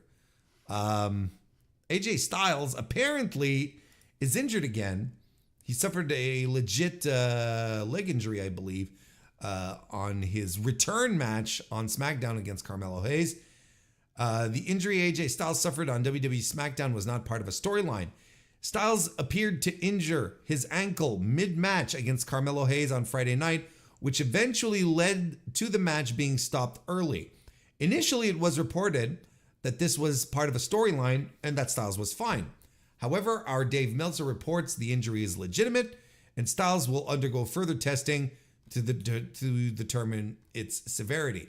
This is Dave's quote from the Daily Update. The AJ Styles injury on Friday was legit and not part of a storyline. He's getting an MRI to assess the severity of it. On Saturday, Jackie Redmond reported that Styles suffered a mid-foot ligament sprain, as we saw in the tweet. And Sean Ross Sapp would add, people in WWE claimed this to me today regarding AJ Styles. Quote, the flip where he sold the knee was to be a work. The move where he landed on the knee was legit. Sean says he doesn't have much of a follow-up besides that. Meltzer also writes that other injuries being sold at Bad Blood were part of storylines. The Bailey knee injury and the Drew McIntyre back injury, of course. Of course. Styles versus Hayes on SmackDown was Styles' first match on WWE programming since Clash at the Castle in June. However, since then, he has wrestled on house shows on the European Tour in August and once for Pro Wrestling Noah at Destination 2024. So yeah, that kind of sucks, right? You're coming back, and he wasn't injured before that, but you know, it kind of sucks. And you're back, and you blow your leg out, and you know, Carmelo Hayes was probably really excited at the prospect of feuding with AJ Styles, right? That like, for a guy like Hayes, Carmelo, not me, that would have been a tremendous opportunity for him, and I'm sure he's really bummed. Honestly, it kind of sucks for him too. So I hope AJ gets some encouraging news soon, and that it's not too serious, and that he can get back to doing what he does very soon. More health updates. Braun Strowman says he tore his groin during the Last Man Monster Standing match on Raw last week. On Instagram, Strowman shared a video of his injured groin. See, and that's the thing that we're not going to watch on my live stream. You sickos can go check that out if you want to see a man showing off his torn groin. You just mosey on over to your Insta account, you know, and scroll through all the Instagram models you follow. We're not doing this here. This is not a family activity. Watching men show off their groins. Not here. He shared a video of his injured groin as he wrote how he injured it 2 minutes into the match against Bronson Reed. After waiting for a few days to see how this was going to end up, this is where we're at. Whatever. I tore my groin 2 minutes into the last Monster Standing match. Pained my way through it. Through that son of a beep. To yet again reminded the world that I am the whatever. He starts hyping himself up. Strowman ended up winning the match after Seth Rollins, who put Reed out of action, made his return. Who Reed put out of action, made his return to Raw by giving Reed a curb stomp onto the steel steps that were inside the ring. This allowed Strowman to rise to his feet, meaning the 10 count and winning the match. Does he show the full fruit basket? I don't know. I don't know. Why are you putting these thoughts in my mind? There's certain things I don't want to think about.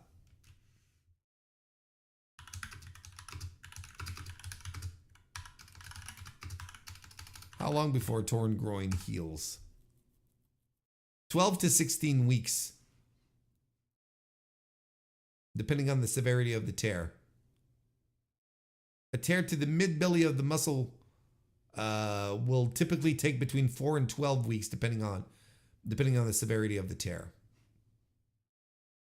He legitimately just came back from injury, right? Like 3 weeks ago, a month ago, tops. That sucks. That's bad news. But is Braun falling apart? Is he just coming undone? Because he's been plagued with injuries pretty much all throughout his career, right? Like, this isn't new. Right?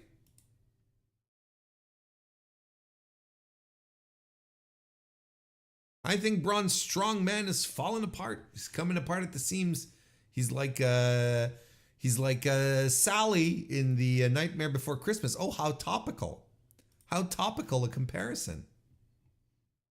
I'm just on top of things, aren't I? Drew McIntyre shared images of his head injury suffered at Bad Blood. Drew McIntyre suffered a significant head laceration during his Hell in a Cell match with CM Punk at WWE Bad Blood. McIntyre posted photos of the match on his X account on Sunday, including one of the staples needed to close the wound. I don't think I can show the images on Twitter and on YouTube, I mean. But I'm pretty sure you have all seen them by now. It's a pretty gruesome look, and he would have received that laceration upon getting crowned by CM Punk using the toolbox, right? That's where it all would have come crashing down and hurt inside. Excuse me. No, it was a pretty significant injury. Like, I was surprised at how much, like, I remember, and even in the review, when I did the Bad Blood review, I said, who knew Drew was such a bleeder, right? Like, who knew he was like, because he was gushing. That was incredible. And I was like, why have you been keeping this from us all this time, Drew? Right? Hey, Nathan, nice to see you. Don't worry. You're never really late on a WrestleDream stream. Thank you for being here. But the thing that I find curious, the thing that I find unique, it's funny, I'm not seeing any of the safety police coming out, calling any of this unsafe. I haven't seen anyone rise to the barricades and rise up against the barricades and complain, wag their finger, saying this should not happen. No unprotected shots to the head. This was a toolkit. It wasn't a gimmicked. It wasn't a gimmick chair. It was a legitimate toolkit. Shouldn't be doing that. Split all the way down the head. Staples. You can't just super glue that one or whatever the fuck they use to close up wounds. You can't. You got to put in the big old surgical staples. You got ka-chunk, ka-chunk, ka-chunk. Drew got massive. He got a nasty cut there. He got hurt. And yet, I'm not seeing any thought pieces on how unsafe WWE is. I'm not hearing podcasters rattle the cages, screaming at the top of their lungs at how, inconsiderate and won't they think about the talent? And someone's got to put a stop to this. And the sponsors are going to go away. And they have to reel this in. And what about concussions? Is this a bad example for kids? I'm not seeing anything of that. Isn't that interesting? Isn't that just special?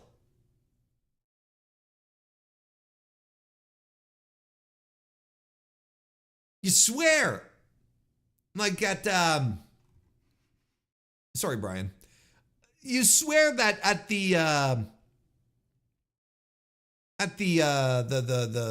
All In show, that Swerve and Paige, with how people were reacting to it, it seemed like those two guys had initiated right then and there the collapse of modern civilization.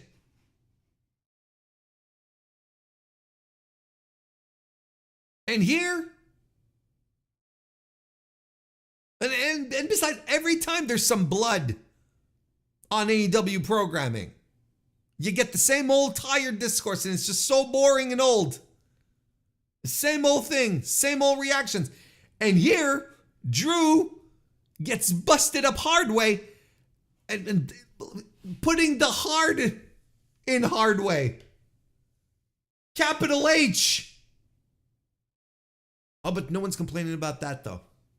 Oh, no. No, it was a good match. See? So, it's not ballet. People get hurt sometimes. Accidents happen. This is different, right? Was it an unprotected shot to the head? Yeah, but it was an accident. It's not a big deal.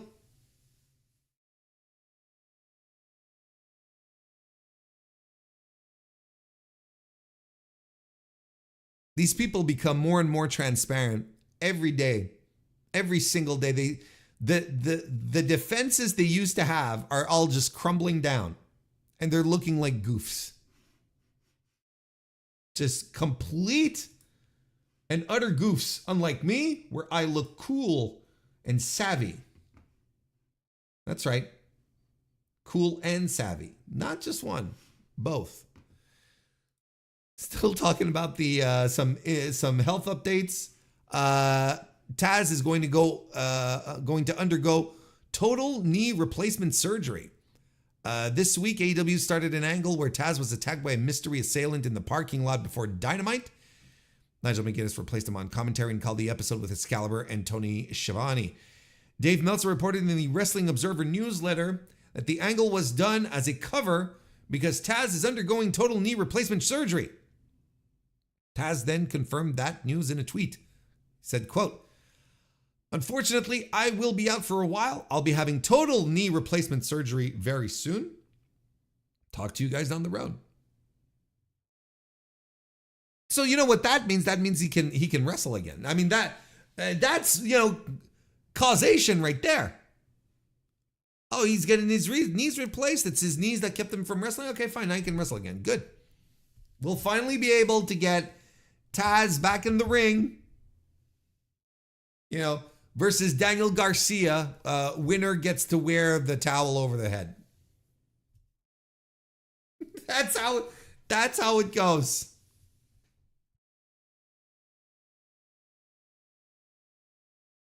Taz 56 said the issues were not from bumps he took in the ring, but were instead caused by training too heavy with weights during his career.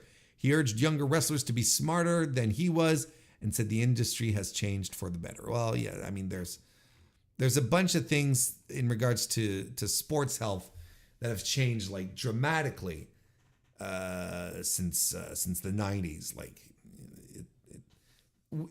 we thankfully are no longer plagued. For instance, we are no longer plagued with wrestlers dying way too young, which was a systematic thing in the 90s and the 2000s.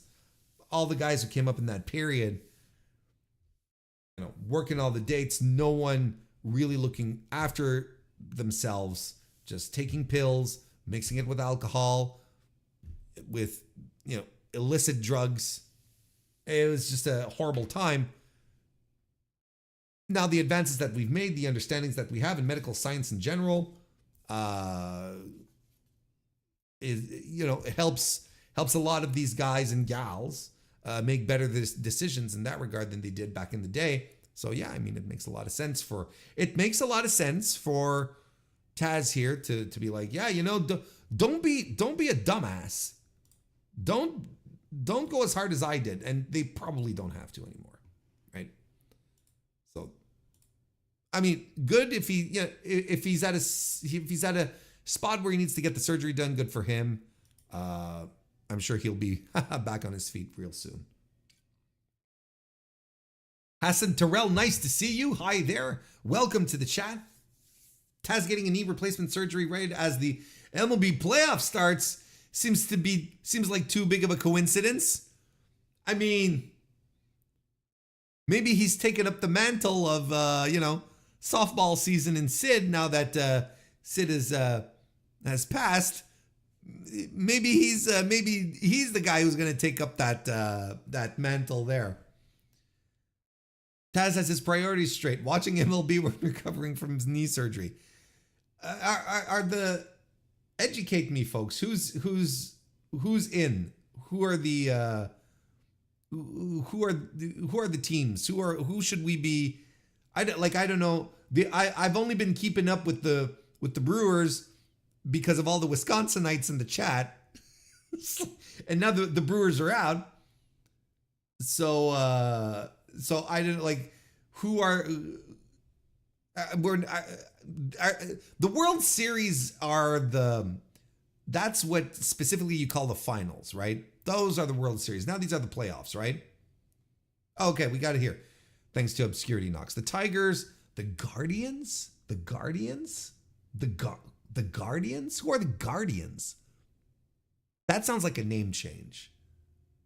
That sounds like a name change. Who are the Guardians? Who are the Guardians? Oh, the Cleveland Indians. I was about to say. Is that the Cleveland Indians? Okay. So the Tigers, the Guardians, the Yanks, the Royals, the Mets, the Phillies, the Dodgers, and the Padres. Cheer for anyone but the Mets? Oh, I feel like that's easy, right? You're a Tigers fan? I feel like being a Tigers fan, like even when I was watching baseball, right? The Tigers, they stunk. They were just always bad. You always felt bad for the Tigers. Hopefully they'll come around. I heard the Dallas Cowboys won last night, so I think they are in the World Series. Okay. I don't think I don't think that works that way because that's another sport. Like, I'm not that stupid, guys.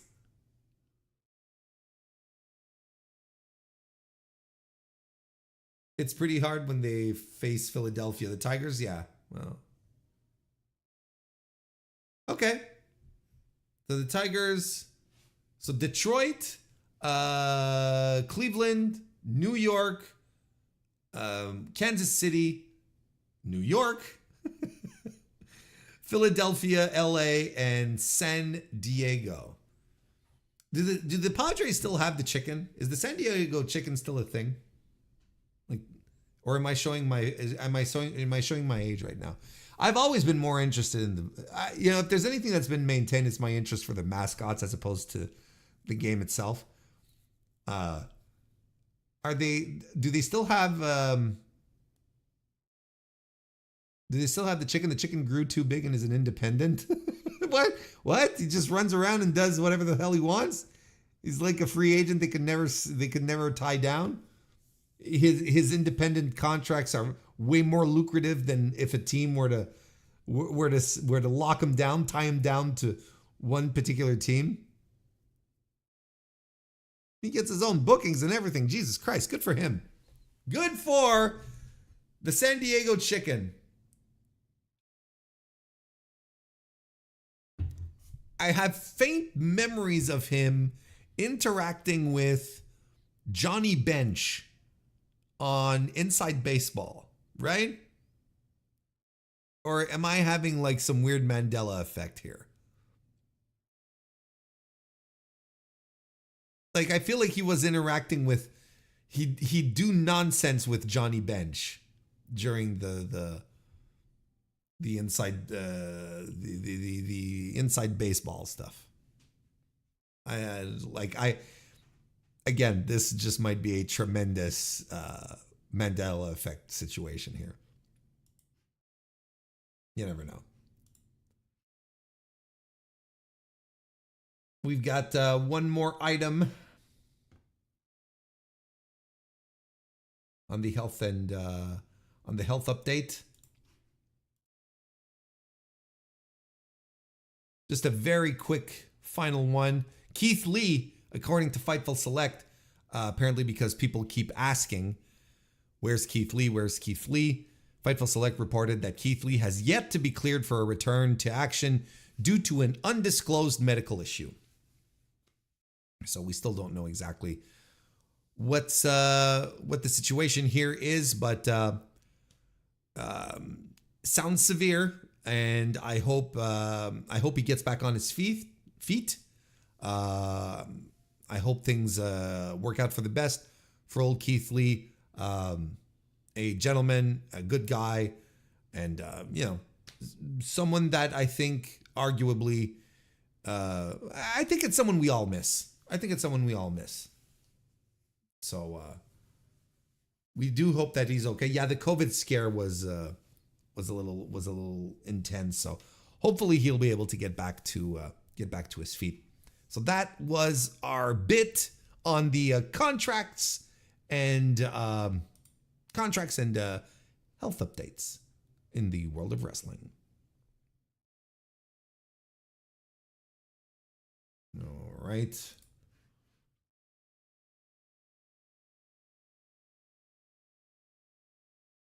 Tonight's Raw Sports and Things show says that tonight's Raw is pretty flat. Are we surprised? Are we shocked by this turn of events? I don't know. I would argue, no, we are not. We are not shocked or surprised.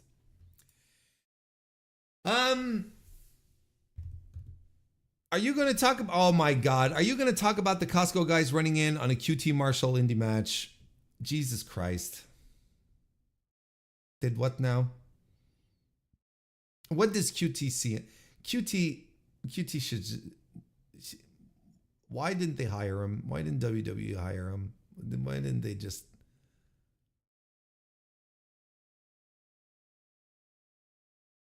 I saw that. Okay, I saw that.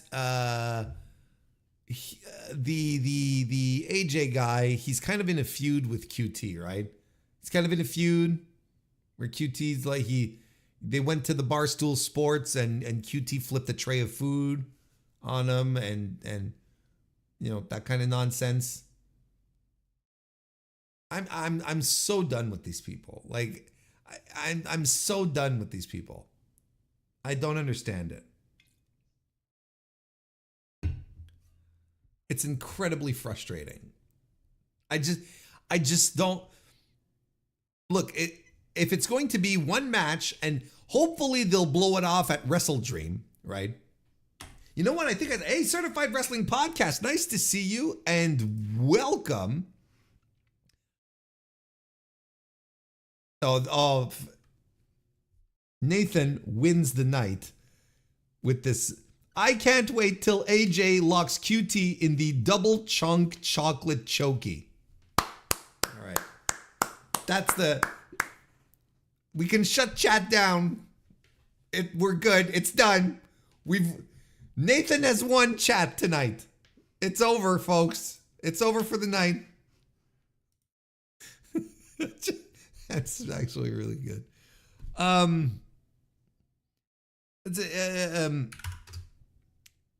AJ Costco guy, he said something to the effect that let me try and find the maybe it's because he outright said, I can't find the exact quote because again, you know, I don't exactly plan on talking about the Costco guys. He said that, oh, here it is. Okay, it's a Fightful thing. Okay, hang on. Let me pull it up here. Let me pull this up. Just to make sure. Yep. Okay. The Roller Grill Rumble. The Figure 4 Lick Lock. Yuck! What? The chicken baked crossface is pretty good too. But this is no thank you. This is the thing here, right? Costco guy AJ says Sanjay Dutt helped bring him to AEW.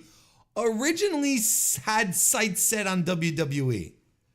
So his first love is he was like, I'd like to do WWE. But then it's like it probably didn't work out. And he's like, oh, well, we'll go for number 2. Like, what a weird thing. This is what he said, right? A lot can be learned from business and relationships can be learned from this story. You have to show up with value, big value. When everything happened, I put it out there. I would love to make one WWE appearance. I put it out there, put it to our management and let everyone that I know know about it. I got a call from Sanjay Dutt. Sanjay told me we've known each other 20 years. I know you're waiting for WWE. All WWE is ever going to do is bring you to WWE. I'm calling you to bring AEW to you. Let's bring that double chunk chocolate cookies. Let's bring the boom. I'm sure Sanjay Dutt did not say that. I am sure Sanjay Dutt did not say that. Let's do what AJ and Big Justice do. Before I took the call, I said, I have so much going on. WWE is really where I want to be. AEW is offering that to me. My jaw dropped at that moment. You know, he still can't. Yeah, you know, WWE is where I really wanted to do. But, you know, Sanjay called me. But, you know, WWE was really the thing I wanted to do. But Sanjay called me. But, you know, WWE, you know, had they called, I'm just saying.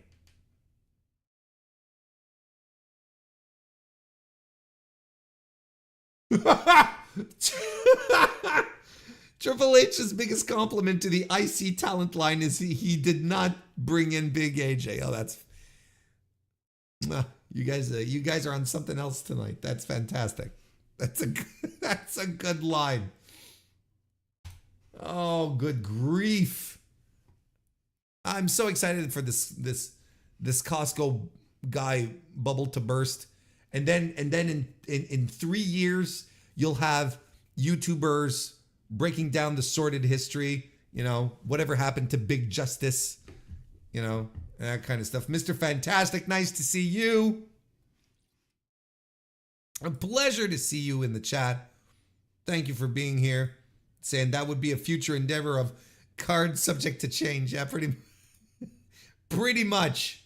We'd be spot on with that. Oh, good Lord. We've got some shows to preview. Should we preview some shows?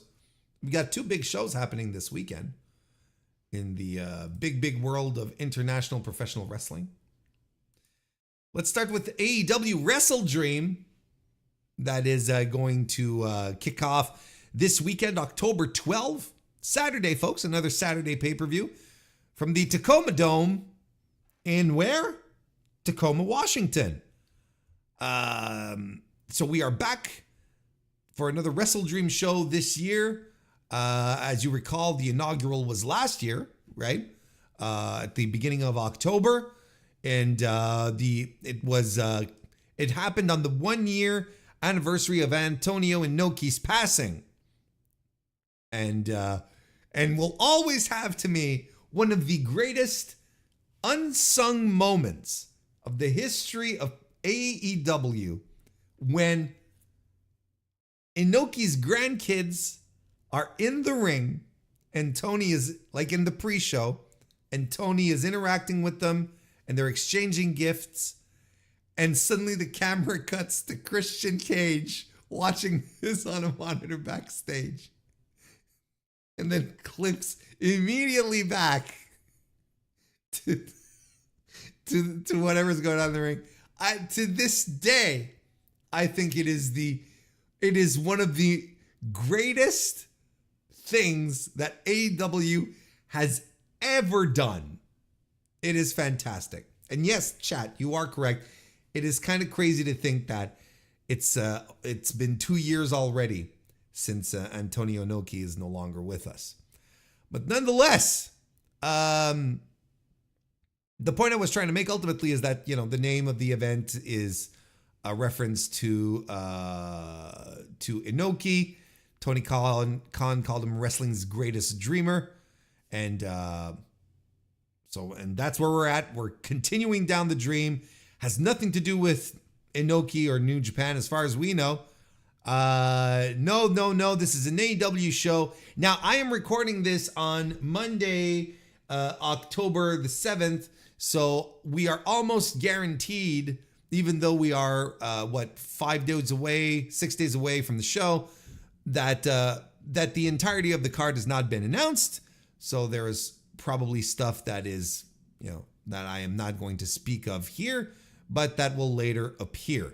Of course, the show is main evented by Bryan Danielson taking on Jon Moxley for the AEW World Championship.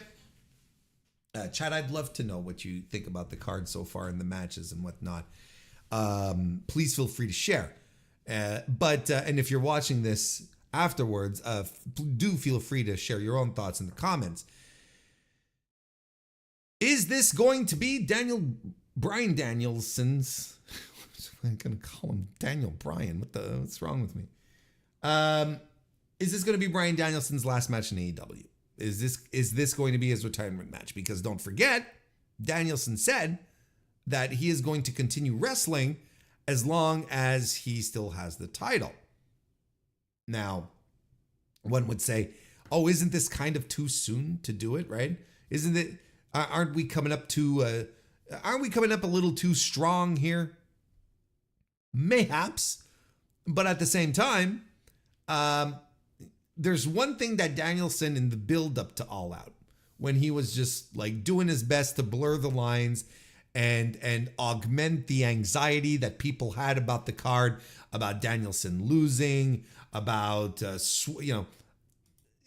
all the usual anxieties that you get from from Bryan Danielson wrestling in a high pressure, high octane match. People were saying, well, Danielson, not people, but Danielson was saying himself, amidst, oh, well, my daughter, oh, I want to go spend time with my family. He was saying, I'm going to need neck surgery by the end of the year. And we were all sort of going, sort of, sure, Brian, sure you do. But assuming that it is true, right? Because he did win the title. So from this point on, it's like everything's fair game. Could you have a better way to be just like written off television than to have Jon Moxley, his partner in AEW for the longest time, the BCC and everything that it stood for, for a long stretch of both of these guys' AEW runs, Danielson and Mox are indissociable. So you get to this point here, you're like, well, maybe if the thing about the neck surgery is true, and you got your perfect escape here, you have your perfect out for Danielson to just hit the bricks and disappear from TV for whatever time he needs, because he's going to be retired. Because technically this will be his last match he'd be wrestling. And who would be a better candidate to do that than Mox? And beat him within an inch of his life, convincingly. Because the other thing here is that Mox right now, once again, is one of the most, if not the most, he's the most interesting thing on AEW television right now. As far as intrigue, building something, creating something, his promos, his presence, what he's been doing. He seems motivated. He's into it. He seems to be enjoying what he's doing, and it bleeds into how he speaks, how he holds himself, his promos, the content of his promos. He's back to this level of dangerous Mox where you're like, this man, you were to tell me this was the most dangerous person on the planet, and I would believe you, without any doubt. This is where he's at right now. He's doing tremendous work. So, do you pull the trigger on it? Is this where you do it? You do it right here and now? Maybe not. Maybe you do. Do you have Danielson win here and stretch this out to full gear and have the feud come to a head with some kind of wacky stipulation in which Mox just like completely obliterates Danielson, which is also a possibility.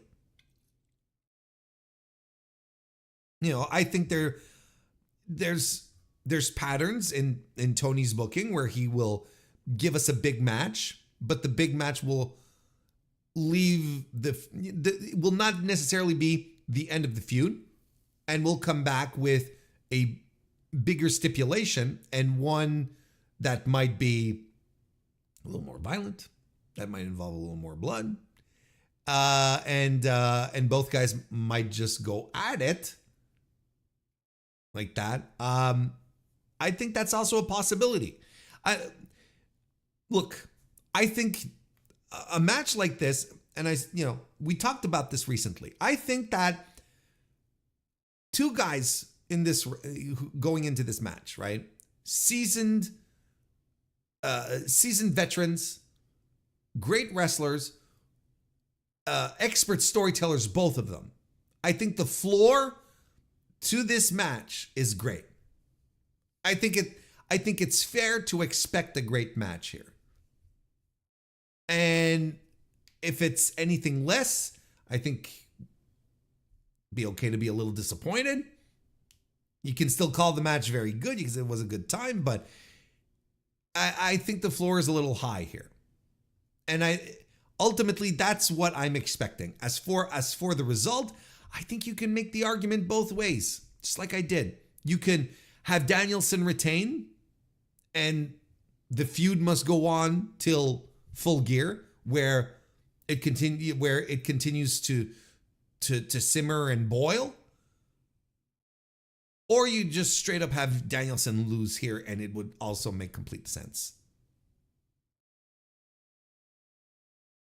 I think those are two absolute possibilities. Now, like I talked about on the Dynamite review last week, there's this situation, of course, that's starting to linger around the entire feud, where the question is, Mox sort of implying that he's doing all of these things for someone, for a reason, and is this someone Shane McMahon, for instance? That's the name that popped into everyone's head, with both, with a combination of surprise and deep contemplation as to whether that's a good idea or not. I'm like interested, but also not. It's weird. This is another situation where I don't know what Shane McMahon brings to the table. And I don't know why we're so hell-bent on making this little WWE at the same time. But look, that's a discussion for, another time. And I've already talked a bit about it on the Dynamite review, and I'm going to save it until Shane McMahon shows up. I'm not going to waste too much breath on whether Shane McMahon is going to be a good thing for AEW or not until Shane McMahon shows up. Until then, it's just a lot of wind. But, I also understand the trepidation in that regard, because, Shane running into Tony Khan at an airport, okay, seems fishy, but I can accept the coincidence. Shane McMahon running into the Bucks at an airport now. Now there's seems like there's a little more smoke to that fire.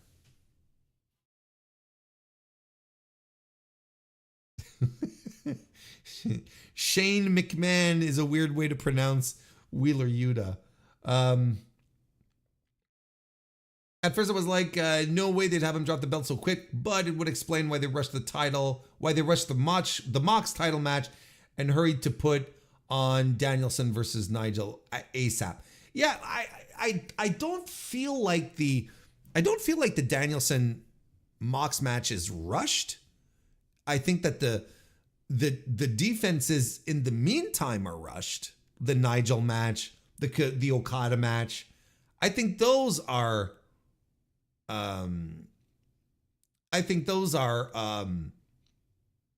rushed. But I don't know if the Danielson Mox match is rushed. We come out of the pay-per-view, we set up another challenger, and it's his former best friend. Makes a lot of, you go for that at the pay-per-view. It makes a lot of sense. I don't know if I would have booked that differently, but I will agree that the defenses in between do feel a little precipitous.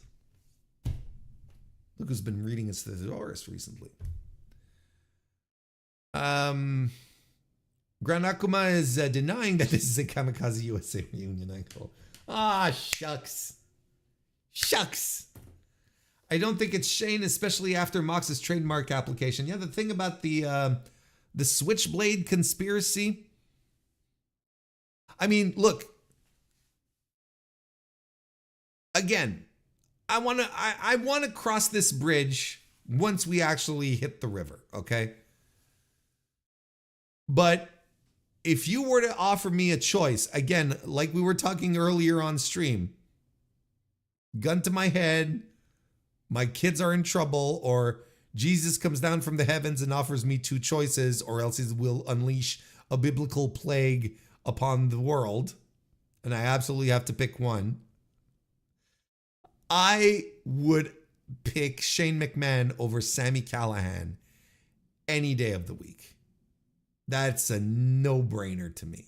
And if that's what you're presenting me as choices, opportunities, yeah, no, it's fine. I would still pick Enzo. Moving on. Mariah May will be defending the AEW Women's World Championship versus Dr. Britt Baker or Willow Nightingale, because they being Britt and Willow, will be facing each other in a number one contenders match on Title Tuesday, which is going to be, by the time most of you are listening to this, it will probably have passed on. Can I drop a prediction? Perhaps. I think she's going to be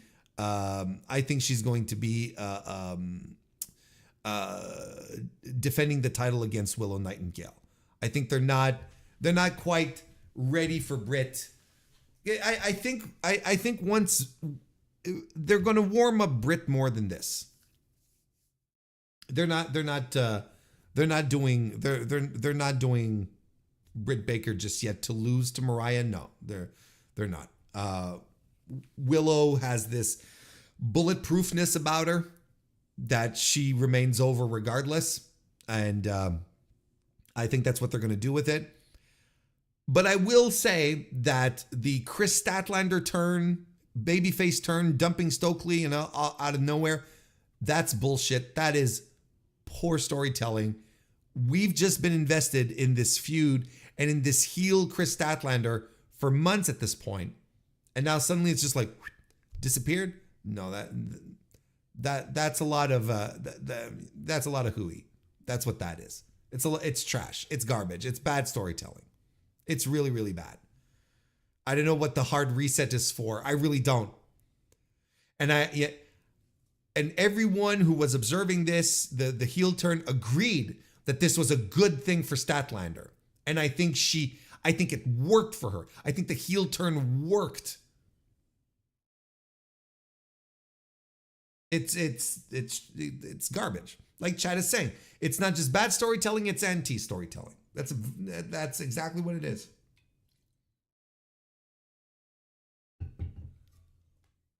The Young Bucks will be defending the AEW World Tag Team titles against Private Party. I said my piece in that regard on the Dynamite review on Thursday. If you didn't listen to the review last week, what's wrong with you? But I will, to give you the cliff notes, I did not understand how Private Party, who has spent the better part of the year just being irrelevant, not doing anything. I understand that there was injuries and so forth, but nonetheless, they weren't doing anything. And then over the past month, have just been consistently geeked out to Mox's new group. I don't know why.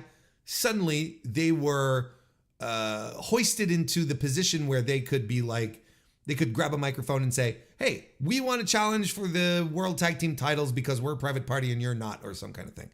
And I didn't understand it, and I thought that was bullshit too, and I thought that was terrible storytelling, and that's why you need rankings. That's why you needed the rankings. The rankings back in the day would not have let this happen, or at least we would have seen it coming. They would have been heated up properly, right? They would have had them have a series of wins, or they would have had other dudes lose, whatever the hell. But it just wouldn't come out of nowhere. This is why, again, I said it on Thursday. I'll say it here again. This is why, since they've dropped the rankings and the one thing that really helped distinguish themselves, AEW, from WWE, the getting rid of that one thing. Now they're exactly like WWE when it comes to these types of situations. Now everyone gets a turn. Now, it doesn't matter. It doesn't matter if you spend the last 2 months losing, that you're on the losing end of things. It doesn't matter. It doesn't matter. You're just if it's your turn up, it's your turn up to bat. It's just as simple as that.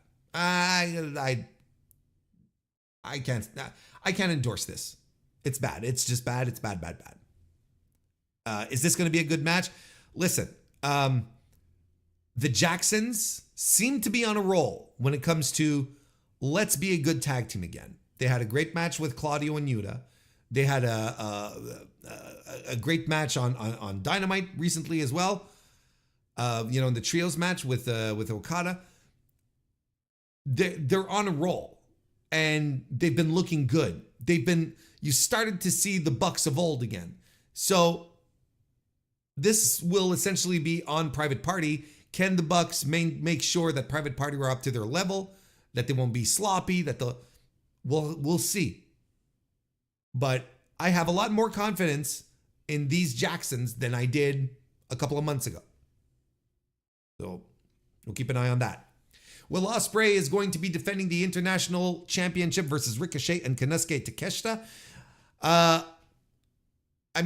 This is probably going to be match of the night. Even though I'm not particularly enchanted at the idea of a title match in a 3-man situation, I would much prefer a singles match with Ricochet and a singles match with Takeshita. Hell, I would even like a singles match with Ricochet versus Takeshita. Sort of mix it up a little bit, but yeah, again, you ain't got the rankings. It doesn't matter. Just slap anyone you want together. It doesn't matter. Everyone gets a turn now. I don't know how you do this. This is interesting. Does Will hold on to the title, and who does he pin? Is Takeshita in here to take the pin because we want to protect Ricochet for a bit? Is he still fresh off the bus? Or is it the opposite? Is Takeshita there so that Ricochet can pin him without pinning Will Ospreay, which would also be interesting.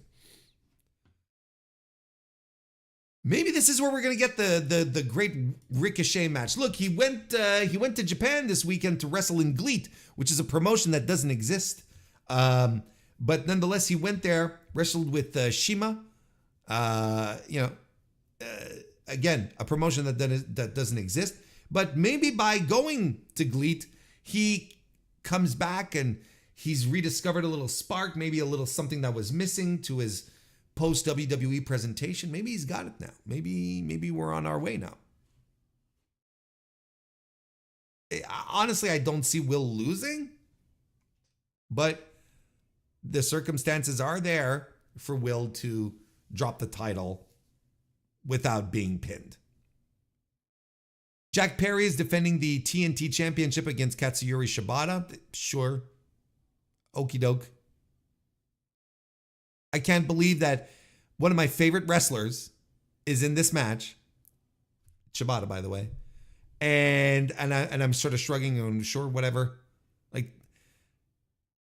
This is a guy, when he returned to wrestle, when he did that stupid exhibition match, well, I say stupid, but when he did that exhibition match with Ren Narita a couple of years ago, I had water pouring down my face. I was crying with joy. Yeah, wrestling made me cry with joy at the thought of Katsuyori Shibata coming back to wrestle. Now I'm like, oh, he's just another guy. Darby Allin versus Brody King. Brody King answering the Darby Allin Open Challenge. That's going to rule. That's going to rule. It's going to be a hell of a good time. Mark Briscoe versus Chris Jericho for the Ring of Honor Championship. My outstanding theory right now is that Chris Jericho is officially washed. If he can't muster up a good match against Mark Briscoe, that will be proof. let's see if he proves my theory right or not. And they're bringing in Ring of Honor World TV Champion Atlantis Jr. to defend the title against Brian Cage. I love Atlantis Jr. I think he's great. Brian Cage has experience working with luchadors. He's a fantastic base. This should be a blast. Not enough Beast Mortos on this card so far. I just want to point that out. Not enough Beast Mortos. Not enough hologram.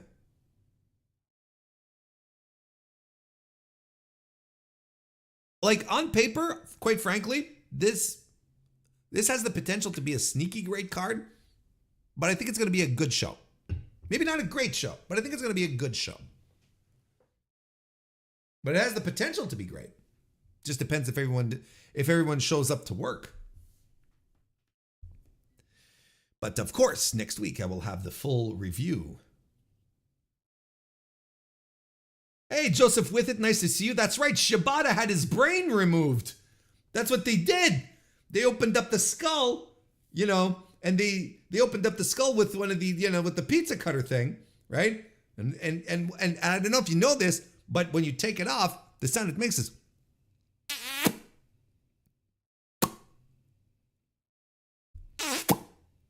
There you go. That's the sound effect we wanted. That's what it does. And then they take the ice cream scoop out. That's brain surgery. That's how Dave explained it to me. I did see Mortos is going to Deadlock Pro. That fucking rules. Go beat up some jabrones over there. That'll be awesome. Be able to watch that on the old Wrestle Universe account, which is even better news. And hey, we got another show to preview. It's a King of Pro Wrestling. What's this? Shibata should reveal that he speaks with the iPhone because of the brain removal, not because he doesn't speak English. Yeah, he knows no languages anymore. They had to, when they replaced the brain, they had to take out the parts where he learned languages so he could remember how to wrestle. Let's preview New Japan Pro Wrestling's King of Pro Wrestling card, which is also happening this weekend, October 14. It's actually on Monday, right? Yeah, it's not even on the weekend. It's next week, next Monday, October 14, at the Ryogoku Kokugan in Tokyo, Japan. This is a card I am legitimately excited for. I think this is a solid card. I think this is a true to form, solid, exciting, well booked, well put together, intriguing card. And it's only been 2 weeks since the last show. But this King of Pro Wrestling show, man, there is a lot going on it. There's a lot of stuff that's been really well set up, and that's going to be leading into, of course, Wrestle Kingdom. Like, this is one of the last big stops before Wrestle Kingdom. And man, I'm looking at it. I saw the card come together and I was like, okay, honestly, everything kind of rocks here. I'm saying, WrestleDream has the potential to be a good card, but maybe not great. I think this has the potential to be a great card. Like, I think this it should be a great card. This is what it should be. So let's break it down. Let's take a look at it. Tetsuya Naito defending the IWGP World Heavyweight Championship against Zack Sabre Jr. Of course, this is Zack Sabre Jr. Cashing in. I hate the expression. Apologies, but it is the easiest reference for everyone to understand. Cashing in his G1 win. He doesn't want to wait to Wrestle Kingdom, right? Usually that's the thing. You win the opportunity to main event the Dome. So you sort of wait till Wrestle Kingdom. And but no, he was like, nah, I'm gonna do this before breaking all the rules. I am Zack Sabre Jr. Fuck the Tories. I'm going to be challenging Tetsuya Naito before the Wrestle Kingdom. We're going to do it at King of Pro Wrestling. And And this sort of threw a wrench into everyone's expectations and how this was going to go. So this is very intriguing. It's very, very, very intriguing. At first, I think a lot of people saw this and figured, oh, they don't have faith in Zach. They just don't have faith in Zach. That's just how it goes. They don't have faith in him in being a draw for the Tokyo Dome, and they're going to have him, win the title or whatever. And maybe he might even lose it on the way back to Wrestle Kingdom. They might put it back on Naito before we get to Wrestle Kingdom and so on, right? But legitimately, as I like to point out often, right? They don't have faith in Zach, so they're not putting him in the, they're not ensuring that he's going to be in the main event. They're going to keep it a little more dynamic. Who else do they have faith in as a draw? They being New Japan.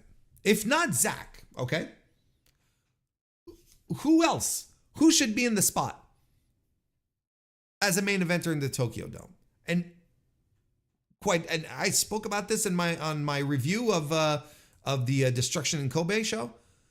Tetsuya Naito is the only draw they have left. The only legitimate proven draw. A guy that you can point directly to data and say, this show had this attendance because Naito was on it. This show had this attendance because he didn't merge sales, so on and so forth. Naito is still an extremely popular figure. He still draws tons of money, and they don't have that next gen draw right now. So you put Tetsuya Naito in the dome. You need him to do that, right? I legitimately believe that they need him to be in the dome for that. Who's the other opponent if not Zach? Who else on the card could you point to and say, this is the only other guy who makes sense? There's no one really. So if you're going with Zach, who at the very least, if his record as a draw is completely unproven, at the very least, he's a known commodity from the New Japan audience. They're very familiar with him. He's very well liked, and he's got something. Like, people love the Zack Sabre Jr., and you saw it all throughout the G1. And if there was ever a time to put him in the main event of the Tokyo Dome, it was this year. But quite frankly, the drawing power of the Wrestle Kingdom show this year entirely rests on the shoulders of Tetsuya Naito. No matter who else you'd put in there. It doesn't matter who else you put in there. Who is on this roster today. Dave Finlay? Great O'Khan? Yota Tsuji? Who might be the closest to maybe starting to build a case that this guy has the connection. He's maybe. There's no one else. So I understand the concern that some folks have in saying, well, they don't have faith in Zack Sabre Jr., but I don't even think it's a question of that. I think it's a question of Zack going in as champion at Wrestle Kingdom, which is a good thing, and then having Naito be the challenger. There's always something more interesting in Tetsuya Naito challenging for titles than being the champion. Always. Now, does he win? Does he lose? Let's have this talk when we have to preview Wrestle Kingdom. Might even have a pal on to chat it up. But as it stands right now, I don't know what to tell you.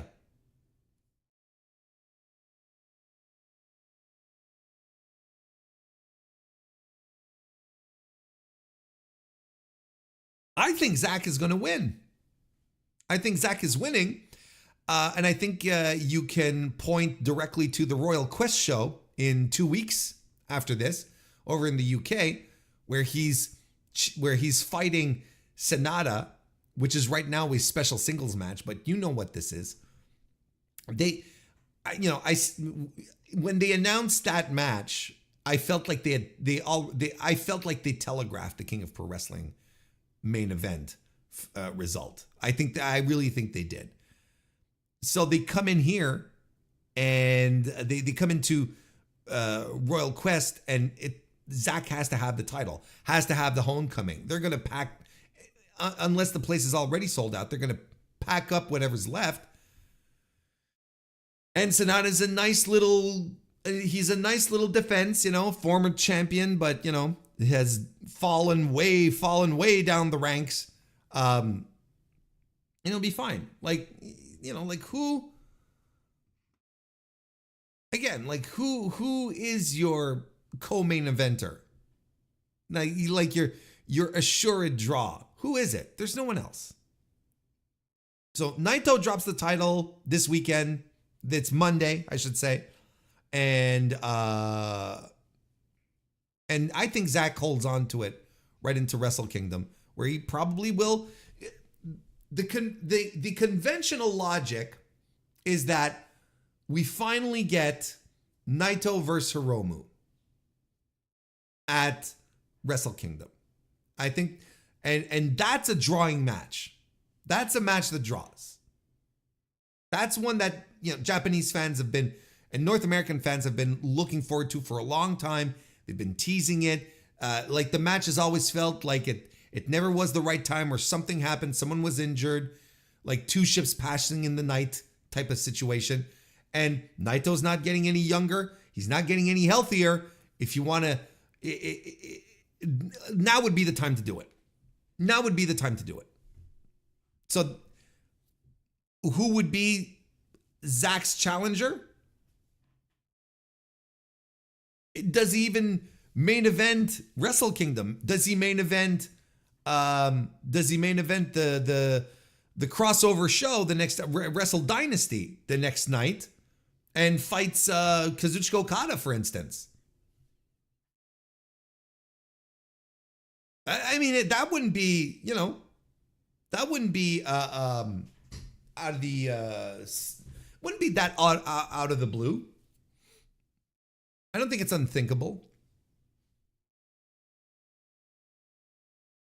David Finlay is going to be defending the IWGP Global Heavyweight Championship against Hiroki Goto.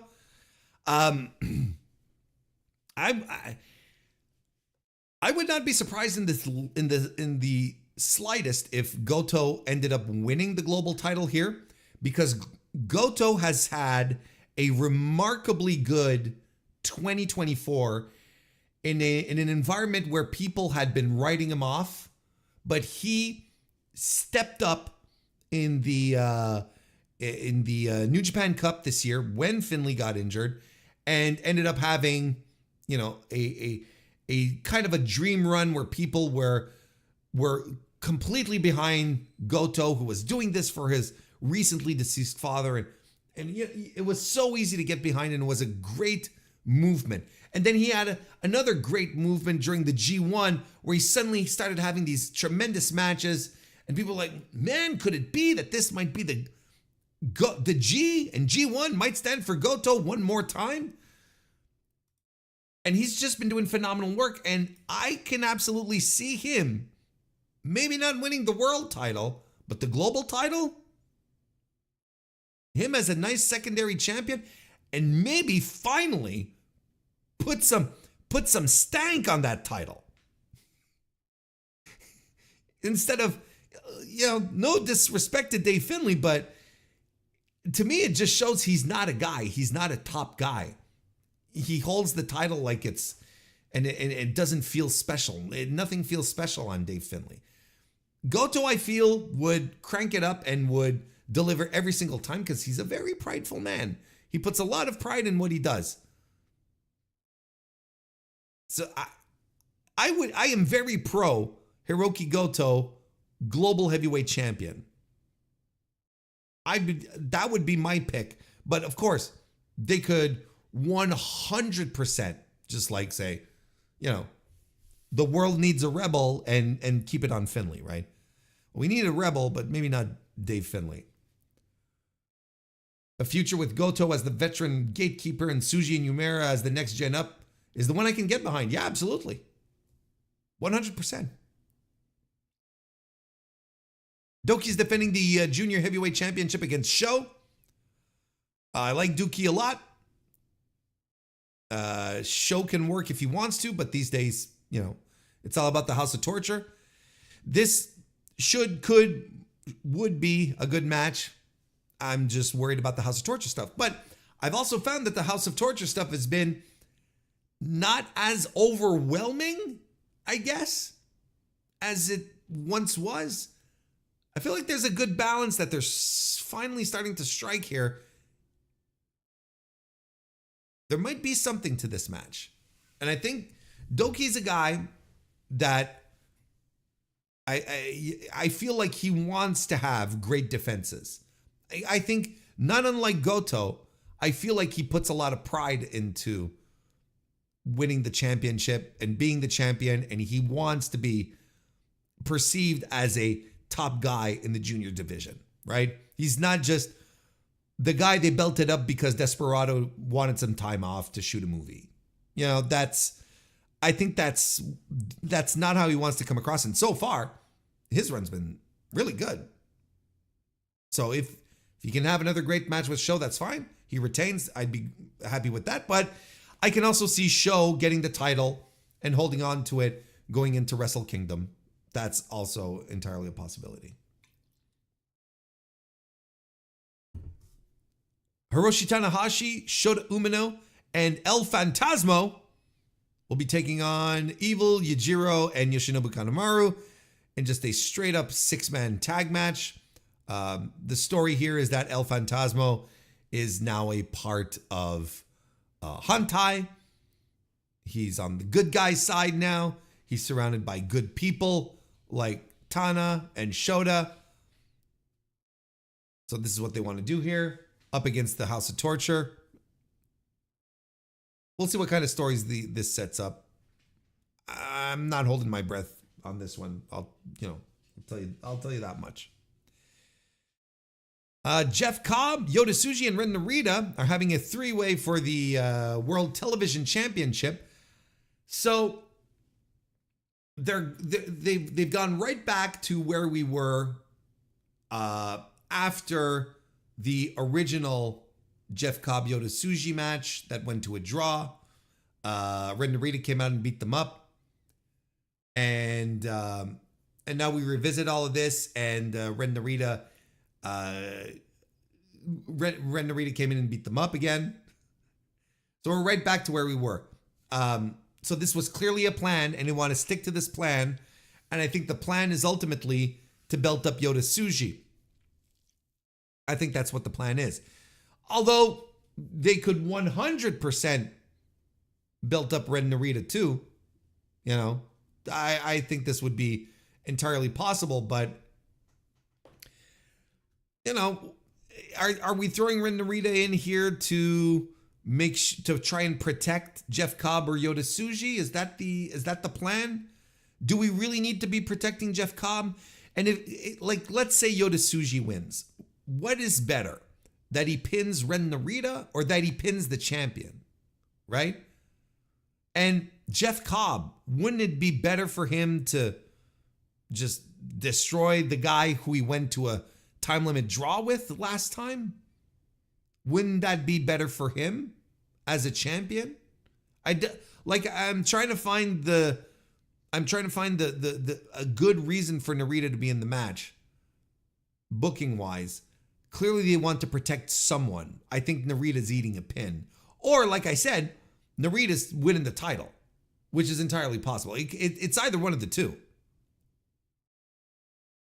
And look, 3 ways for titles, it's not my thing. Whatever.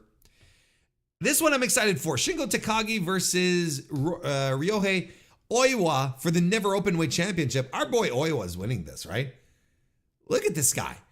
Comes in, first match back, and he runs in at the end during the post match promos, and he gets right up into Shingo's face. Is like, brother, I am challenging you for this title. And I'm super stoked for that. I am really excited for that. According to the pacing here, it'd be 4th from the top. That's ridiculous. That's dumb. What are we doing here? This should be hot, much higher up on the card. What are we doing? I'm very excited for that one. And you know what? Oi was winning. That's my call. Mikey Nichols and Shane Hayes will be taking on Bad Luck Folly and Caveman Ugg. Coming up from Australia. I mean, I couldn't care less about Bad Luck Folly, but Caveman Ugg. Let's go. Bullet Club War Dogs duo of Clark Connors and Drilla Maloney will once again defend the IWGP Junior Heavyweight Tag Team titles against Kevin Knight and Kushida, the Intergalactic Jet Setters. How many times have we seen this match this year? I mean, don't get me wrong. I like both of these teams. I think Kushida and Kevin Knight are good. I still don't understand why Kevin Knight hasn't been locked down into a singles thing with New Japan. But hey, good. As far as openers, lower card matches, you can't go wrong with this. And Hiromu Takahashi will be taking on Mystico. Yep, that Mystico is flying in to do this. I just hope it's better than the match they had in Arena Mexico a couple of weeks ago or a month or two ago. I don't understand what happened there. That was just like a complete dud. Like, it was not a complete dud, but it was very stale. Not what you would expect out of these two. We just might get it here. Let Mystico do his thing. Mystico must pose, and everything is fine from that point on. That's all. That's all you need to it. So yeah, I mean, Hiromu and Mystico, I'm stoked about that. This is a fun card.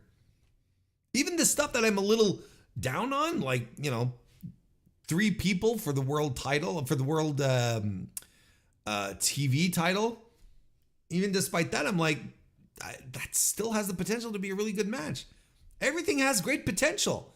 And there's intriguing stuff. If you're not intrigued by Shingo Takagi and Oiwa going at it for the Never title, well, probably you don't watch New Japan, and that's fine. But if you do, and you're not excited about that match, I don't know what's wrong with you. There's something wrong with you. You should get checked out, is what I'm saying. So that's happening on the 14th, next Monday. And I will be reviewing that on the podcast next week as well. So prepare yourselves, brace yourselves. Lots of reviews on the podcast next week, which I will probably be recording offline, not on stream. So they will likely be available. I'll see how my schedule works up, because I have a bit of a goofy schedule this weekend as opposed to usual. So I'll see how it all lines up. But at least one of the reviews is going to be available for members only. That I know for sure. And the goofy schedule is due to the fact that it's Thanksgiving this weekend in the old Canada. And I've got my oldest son and his girlfriend coming down to visit. So there's things that are going to be pushed around a little bit. Won't be on my usual schedule for wrestling watching and whatnot. Going to be spending some time with the family. So I'll see how that plays out. I'll see how that works out. But either the AEW show or the New Japan show, either one of those two is going to be available beforehand for members of the Mr. Warren Hayes Show channel. So if you want to get in on that early, you want to hear my thoughts before anyone else does, join the channel on youtube.com/MrWarrenHayes. And we'll get it. You'll get it. You'll get it. I promise. You're gonna get it. I promise you're gonna get it. That's a guarantee. I can kind of do that, like a Cajun kind of accent. I can do that, right? I'm permitted.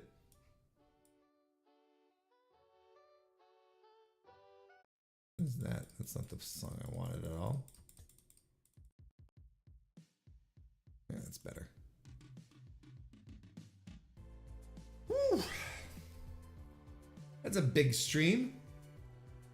That's a big stream. But we had fun, didn't we, chat? We had a good time. I had a good time anyway. I know I did. Covering all sorts of stuff. Chatting and being goofy.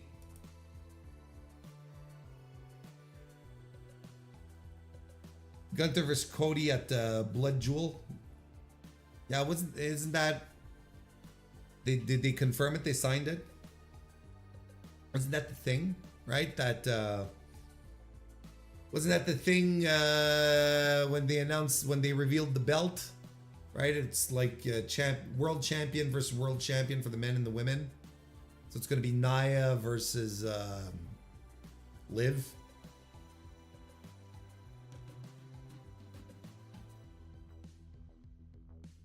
This was better than Raw. Yeah, no shocker there. Had a good time until you told me about Lashley. Well, next time I'll run it by you. I'll send you a DM. Say, hey, by the way, just so that you're not. I'll run the entire pacing of the show. I'll send you the docket, so that there's no surprises. Well, I mean, it's kind of like when now you know how I feel when you come in and you start talking to me about the Costco guys. Hey, did you see them do this? I'm like, oh, fuck you. So yeah, tomorrow evening is Title Tuesday on AEW, so there will not be a live stream. I will not be doing that. Like at some point, there's no point in doing this, right? NXT and AEW on the same night. No, I'm not throwing on a stream. Let's not be stupid.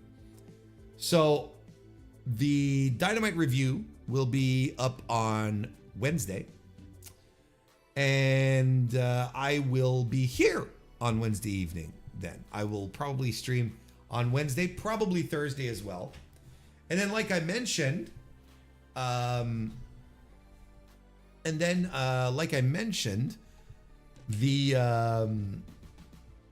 this weekend is going to be pretty family oriented. But I do have a couple of days off at the start of the week, so you know it'll all even out. But like I'm not quite sure when I'm going to be watching. I'm going to be watching WrestleDream live. Then I don't know. Will I be able to record? Will I be capable of recording the review before getting the turkey ready, before my son gets here? I'll keep you posted. But at the very latest, like the WrestleDream review will be available on Monday. And if all else fails, the King of Pro Wrestling review will be available on the podcast. At the worst case scenario. But just lock your son out of your house until you're done with the review. I mean, he'd understand. I just want him to really explain that to his girlfriend then, which I've met before. Don't get me wrong; they've been together for a while now. It's not like he's bringing in a new girl. But he's like, well, you know, my dad he's doing his recording, his pro wrestling recording, and they're outdoors and it's pouring rain or whatever. Like, I don't fucking care about pro wrestling. Let me in.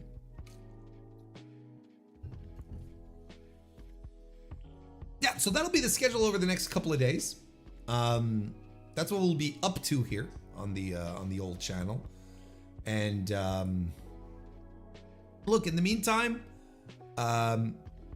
join us on the Discord, Mr. Warren Hayes Show Discord. The link is in the description. If it's your first time here, consider subscribing. That kind of stuff is tremendous as well. And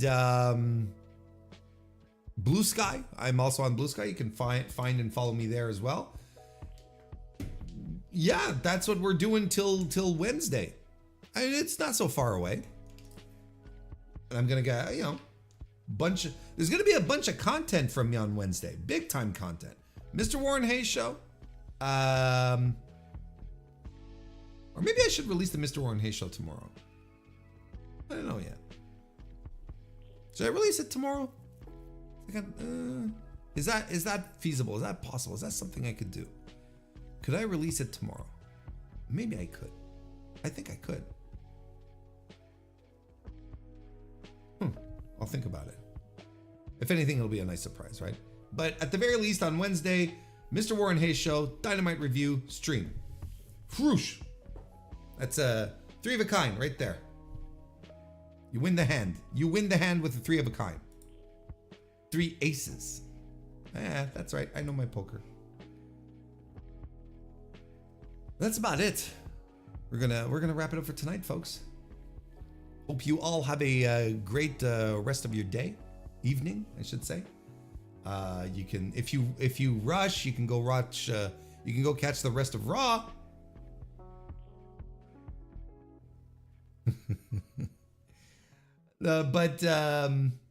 Yeah, look, enjoy the rest of your evening. Enjoy Title Tuesday. I will be back Wednesday with all sorts of great things.